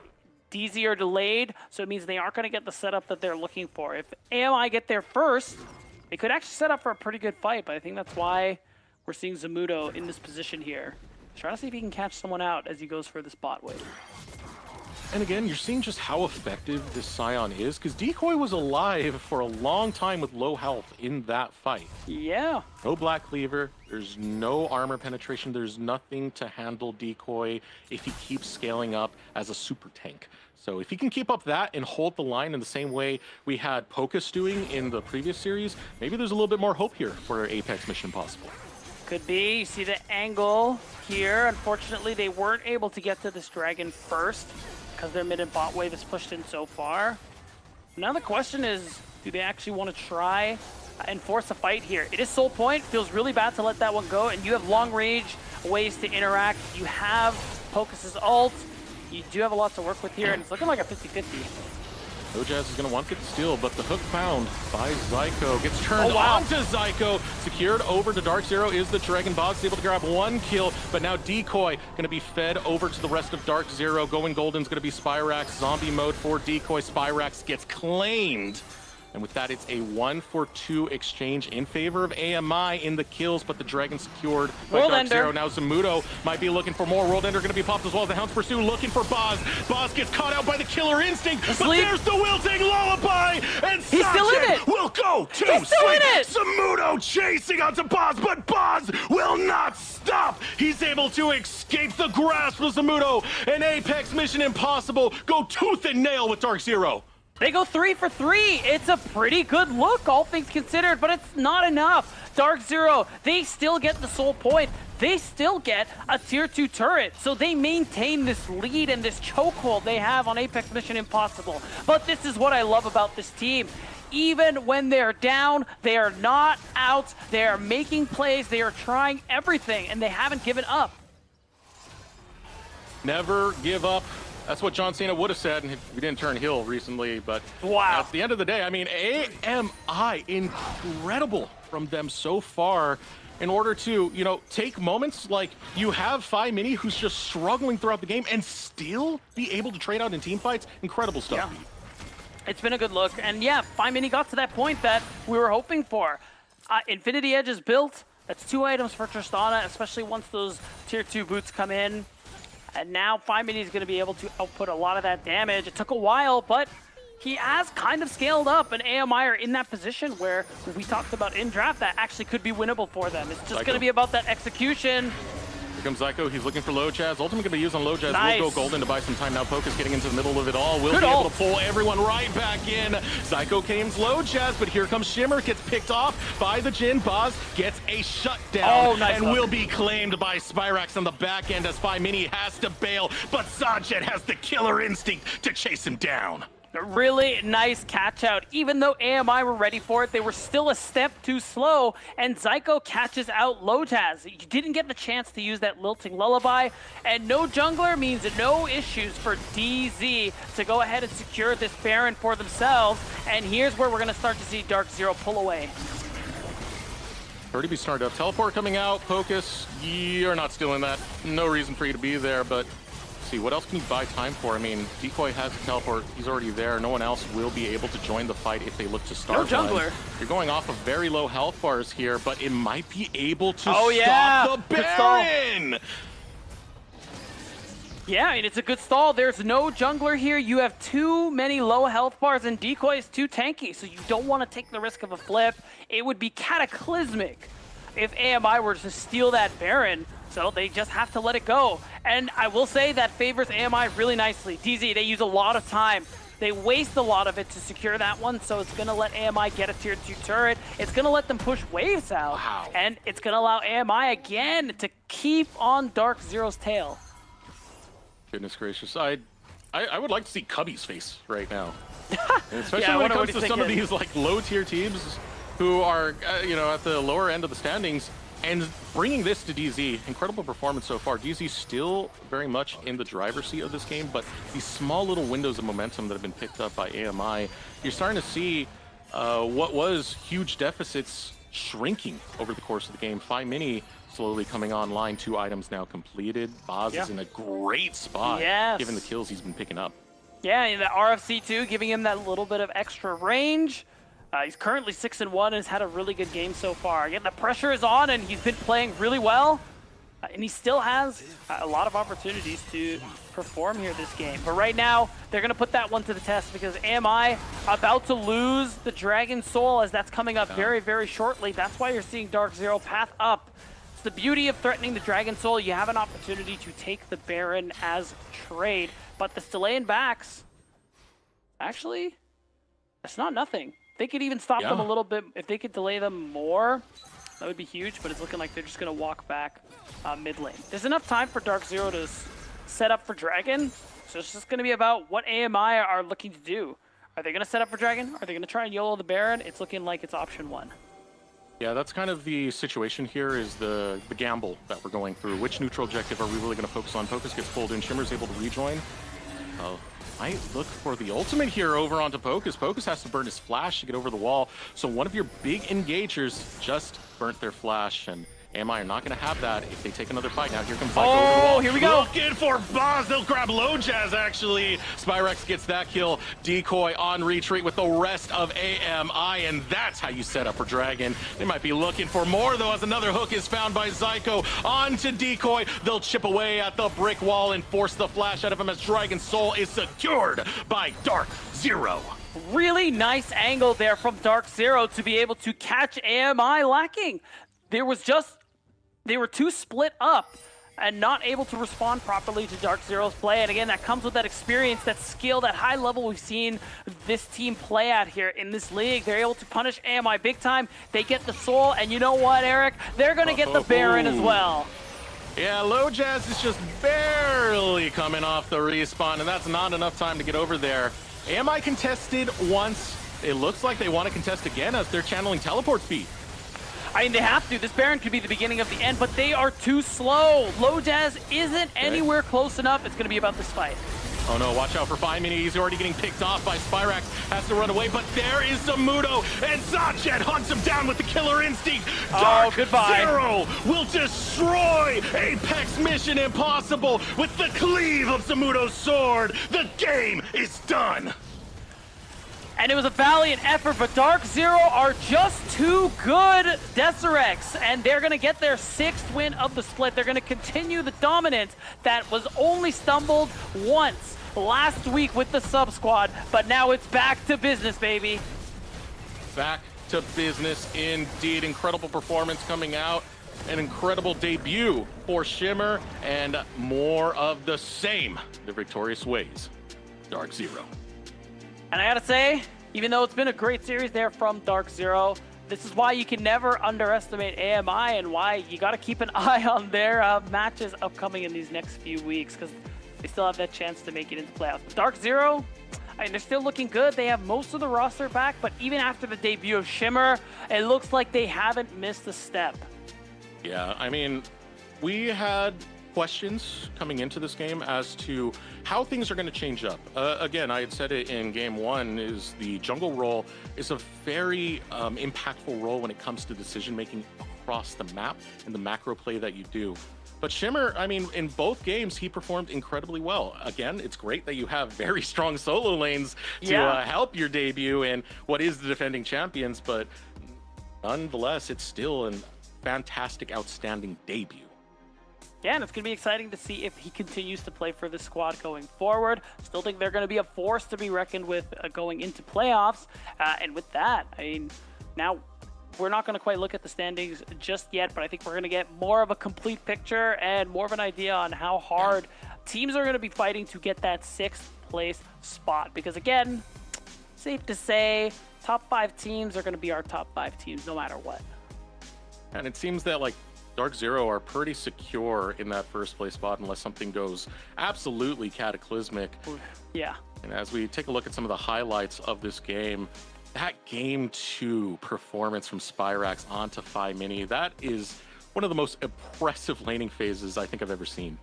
Yeah, to 5 Mini's credit, he was able to farm up and kind of catch up a little bit, but you know, some of those deaths didn't need to happen. So, you know, rookies, it happens. Learning how to play from behind is definitely a skill, especially against somebody like Spyrax, who, you know, he's a great player. This is going to shock people, but yeah, he's really good. So you have your work cut out for you, and it's a valuable learning opportunity. And speaking of learning opportunities, I mean, Apex Mission Impossible, hats off to them, man. They're a developmental team that, you know, we're seeing for the first time within the Tier 2 space, going against the caliber of opponents such as Dark Zero, and winning team fights against them. A lot of these games, both of these games had team fight trades that were going off where AMI were able to get an edge up. Ultimately, it's Dark Zero who win, but not without a commendable effort from AMI. Yeah, that's why it'll be exciting to see them go forward. I personally don't believe they're going to be one of the teams who get eliminated, and I'm excited to see them, in summer NACL in a couple of months. But until then, of course, they're still fighting for playoffs right now. They're still fighting to keep their spot this week and next week. And of course, it's Dark Zero continuing that streak of dominance we've seen all throughout Split 1. And to frame some of that, once again, Pulse is the bottom of the pack team. The current trajectory, it's looking like a winless season for them. So that leaves like teams like Supernova, teams like Winthrop, Blue Otter, that you're going to be contending against in order to fight, to not fall to relegation and even get to that 6th place spot. Road starts, it's still a bumpy one, but it's still a road you can follow for AMI. Dark Zero, the reason I'm not talking about their road, because it's already set in stone, man. They're playoffs down. Yeah, and it'll be exciting to see where they actually place out in terms of standings, because things are a little bit up in the air since they lost to a near airport. But we'll see. It was still an exciting game, and as far as 2-0s go, I mean, we take those. I mean, that was actually an exciting 2-0, even game one that we had. I much enjoyed this series, even though it was heavily controlled by Dark Zero. This is an amazing org, an amazing collegiate program to add on to it that just keeps discovering such high caliber of talent and really nurtures them to bring out their best on the stage. And I'm just saying, a great partnership, because before they went with Dragonsteel, Eric, what happened? 2nd place. Now they partner with Dragonsteel. All of a sudden, they win summer. They look great now. Coincidence? We would like to thank you, Brandon Sanderson, for buffing up our Maryville University. Yeah, that is crazy. That's crazy. Man. And still looking at some of these plays, I mean, look at all the different angles you had from this draft out of Dark Zero. 5-Mini burns the rocket jump, and what happens? You have Zamudo on one flank, you have Sached Killer Instinct on the other. It's a devastating skirmish to face. Yeah, it really is. And I mean, that fight we're looking at was the last one. And it's just been, wow. It's been a really good look here for Dragonsteel so far, being able to pretty confidently dismantle AMI despite their best efforts. So as Eric is doing his cover of Here Comes the Sun, I don't know. We have the game. We have an interview soon. Talk to us about that. Yeah. Sorry. So there's a little gap in my blinds, and the sun is perfectly coming through. Not a little gap. That's a big. It's like the size of my palm. My bad to production. I know they're probably just like, this guy, man, it's terrible. Yeah. Maybe. Let me just pretend I have the golden mouth, and that's why we're doing this right now. Okay. They're not stressing out as much as I thought. It's just me trying to be a character. That's the problem. But I knew it, man. I need to get back to the game, man. I keep getting on tangents right here. We have an interview with the victorious Shimmer from Dark Zero. He'll be joining us right now. Welcome, Shimmer. How you doing, brother? I'm good. How are you guys? Just fighting the sun, apparently, over on my side.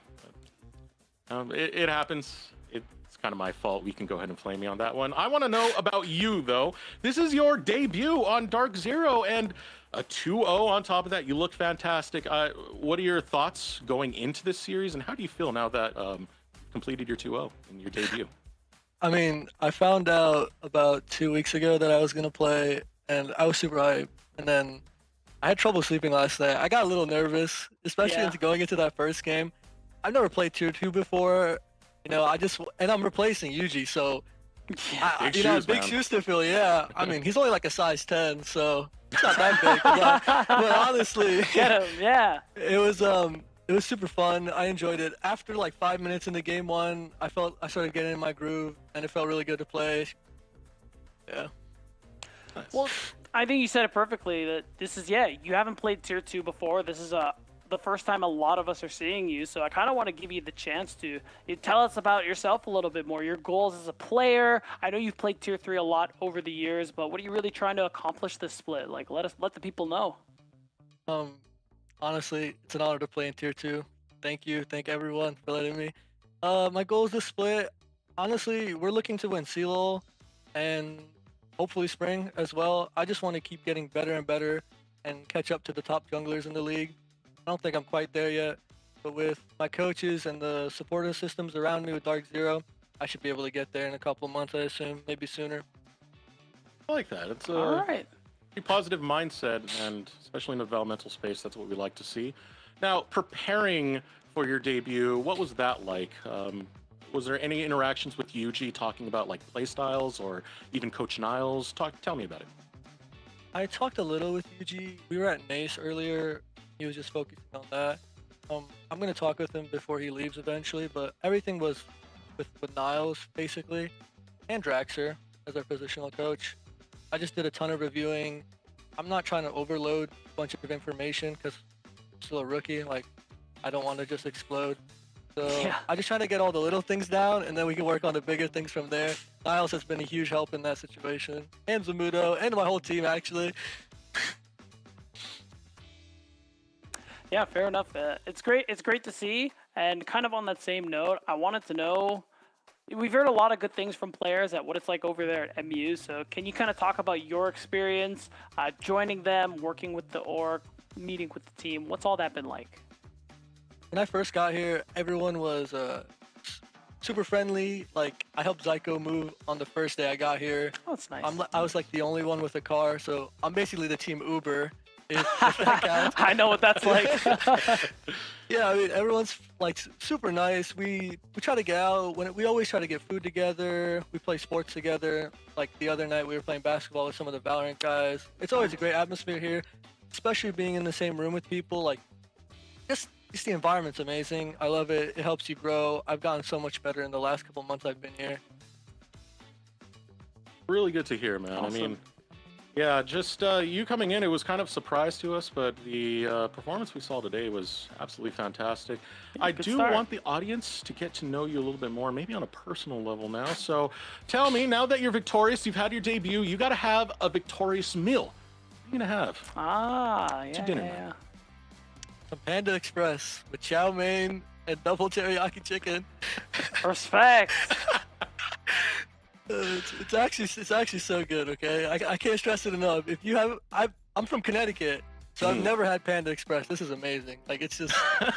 Oh, wow. I mean, you're about to get your eyes open to a lot of different experiences. Yeah. Enjoy. Well, we want to thank you so much for joining us, man. Do you got any shout outs before we let you go? I got a couple of shout outs, okay? Shout out to you, Deserux, Ascension Esports, if you remember that. Whoa. I told you one day you were going to cast my games, and you did today, which is amazing. Damn. And then I have a list here. Shout out Mime, Mario, Clerky, Niles, Keon, Brad, Julian, Al, Geo Rex, and the entire Shimmy crew, my teammates in Dark Zero. Thank you so much. Awesome. Dude, I had no clue. That was like 2018, man. Yeah, dude. I told you I'd get here, man. He remembers. Let's go! All right. I want Wow. to thank you so much, Shimmer, for joining us on this interview. I mean, I'm personally like giddy now that we go that far back. But yeah, I want to wish you the best of luck on the regular season. Not that you need it. You guys are fantastic. Have a good one, man. Thank you, you guys as well. All right. We shall say farewell to Shimmer. And oh goodness, Ascension Esports, man. That's Dude. where I started casting. I literally, it's just a community league. That's all it was. And like, Yeah. wow, what a throwback, man. Dude, I need to go back in the VOD and take a picture of your face when understanding came over you. That'll be a good emote. Oh god. And just a fantastic interview as well, because you know, given how fast this process was, he said he only had 2 weeks. He was able to adapt, Yeah. and most importantly, he played to his comfort and looked fantastic. Yeah, I mean, you got to give a shout out over to everybody over there on Dark Zero. Again, they run a good system. I think Niles has been doing good coaching so far since he transitioned to that role. And I mean, they're basically the gold. This school is basically the golden goose. I don't know what else to say. All right. Well, we did just get news of our MVP. It was perhaps a familiar face that you might have just seen. Shimmer is going to be the one to take it in his rookie debut. That's fantastic, man. I mean, the Nefiri looked great. Had a lot of strong tower dives on top of it. Strong performance on the Zen as well. So, Yeah. hey, what a great way to debut, man. I was going to say, how about that? Your first day. It's a great look for him overall. I did think he played nicely. And yeah, I'm excited about his motivation, that hunger to improve And it's really exciting because even though he is coming in kind of late in the game in terms of week 6, based on what he's saying, it sounds like he's going to be playing for the team for a little while. So as time goes on, it's going to be really fun to see how he grows and improves alongside the rest of his team. It does kind of add to the rumor mill a little bit more. We're wondering where some of these members are going to end up at, but we are happy to have Shimmer part of this Maryville family, and starting the next chapter of what is going to be, another roster that will be developed, more talent that's going to be developed. Again, I had mentioned during the grand finals of NACE, Niall said it's the last dance of this particular roster, and we're starting to see shimmers of what that new roster is going to be. Ah, nice, respect. And yeah, it's going to be really sad to see a lot of these players go, because it's been really nice to see some of these players, especially with Sajid coming in this split. But we got to enjoy it while it lasts. It's all about being present, right? So we got to enjoy this Dark Zero Dragonsteel roster. I'm just going to cover that part of your face. I can't focus.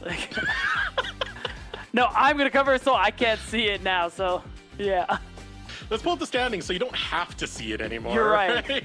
I'm just going to minimize our OBS Ninja room so I don't have to look. But talk about the standings. You take it away. Take it away.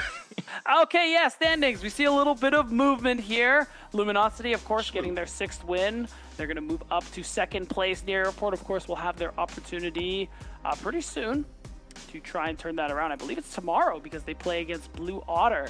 And speaking of, again, 6, 7, and 8, this kind of clump where anything can happen, even if Supernova can put a wrench in their plans as well if they're able to step it up these last couple weeks. Hasn't been a good split from them so far, but it's not too late to turn it around. The only one who I think is probably cooked is Polestar, but yeah, not mathematically. I think there's a world, but not many worlds. Yeah, unfortunately. And a reminder to our viewers, top 6 make it into playoffs, 7 and 8. Don't have to requalify for NACL. Yes. 9th and 10th will go to relegations where they'll have to requalify. Let's pull up our schedule for tomorrow to see what we're going to have, because the week has just started. Beatdown, we're going to have Conviction versus Polestar, still fighting for that first win. And the Blue Shell team, Blue Otter, will be taking on Near Airport to finish off the day tomorrow. Yeah, that's right. A lot of stakes for basically every team left for various reasons. So tomorrow's going to be an exciting one. I am actually back on it tomorrow, so that's going to be a lot of fun. And of course, we got to give that shout out to, for people who don't know, the dates for the Open Qualifier and Promotion tournaments have been announced. So May 9th is the sign-up deadline. If you want to take the spot from 2 of the teams who are going to have to re-qualify, as you said, Deserex, so sign up soon. Back. If you want to see more of this, maybe on the socials, if our social guy actually posts this, go ahead to Twitter, watch NACL, use the hashtag NACL to be part of the conversation. And of course, your viewing experience can be found both on Twitch and YouTube, NACL. Just type that in and you'll be able to watch more of us and catch up with what's going on, especially at this tail end of the season where things are getting so tumultuous. But for that note, we do have to start rounding out the day. So for the broadcast desk, I want to thank you so much for joining us. My name is Eric Deserex Beltran. This is Beatdown Boulevard. Special thanks to production, special thanks to the players, special thanks to the coaches, the staff, and of course you tuning into our ugly mugs. Be sure to tune in tomorrow for more NACL, and we'll see you then as I deal with this problem right here. Take care. This strong, Tomio can just do this. He can jump over walls. He's not afraid of anybody, and he doesn't need to be. He is the wall. Good luck. My God. Dardoch chunked out in the blink of an eye by Insanity. Minion Waves getting led in by Luminosity Gaming. Glacial Prism lands. It's Breezy who's going to eat it. Falls to about half health. Now Nexus Tower number 2 under attack. As the leader work keeps shooting through. Going forward is going to be Tomio. Has to flash right back out. Insanity looking for the hunt on a Dardoch, and kill after kill found by Tactical. Crimson will see the rest of his team on the gray, and Array will pay the ultimate price. Game number 1 belongs to Luminosity Gaming as Tactical gets a quad. Because LG, they know it's over. It's the 2-0, and they've all but locked themselves up in 3rd place. Incredible performance coming out from LG in this series. Game number 1, they play with patience. Game number 2, ruthless aggression. They will take down CCG in 2-0 fashion to wrap up our first series of the day. And game 2 being Yeah, right now GZ are realizing it's hard to find these forced engages, so instead they're going to play the map. Zyko will fall, but so does the inhibitor of AMI. Is he going to end the game? Looking to back off right now. You can stop the backs if you're Spyrax. You have Sajed on the Grubageddon. opposite side already. You get one coming through on the teleport. It's going to be 5 mini to defend that Grubageddon, doing so much work to take down one of the Nexus towers, and now teleports getting channeled once again. 5 mini cancel. Emperor's Defy He does can't. not interrupt Zamudo. So here comes the engage. The big bad boss is here. Dark Zero are looking to eviscerate AMI as Decoy fed to the wolves. Pocus. But they are too slow. Lodaz isn't anywhere close enough. It's going to be about this fight. Oh no, watch out for 5 mini. He's already getting picked off by Spyrax. Has to run away, but there is Zamudo, and Zachet hunts him down with the killer instinct. Dark goodbye. Zero will destroy Apex Mission Impossible with the cleave of Zamudo's sword. The game is done.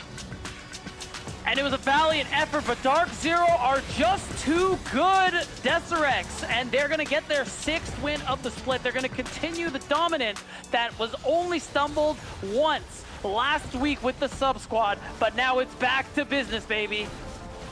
Back to business indeed. Incredible performance coming out. An incredible debut for Shimmer.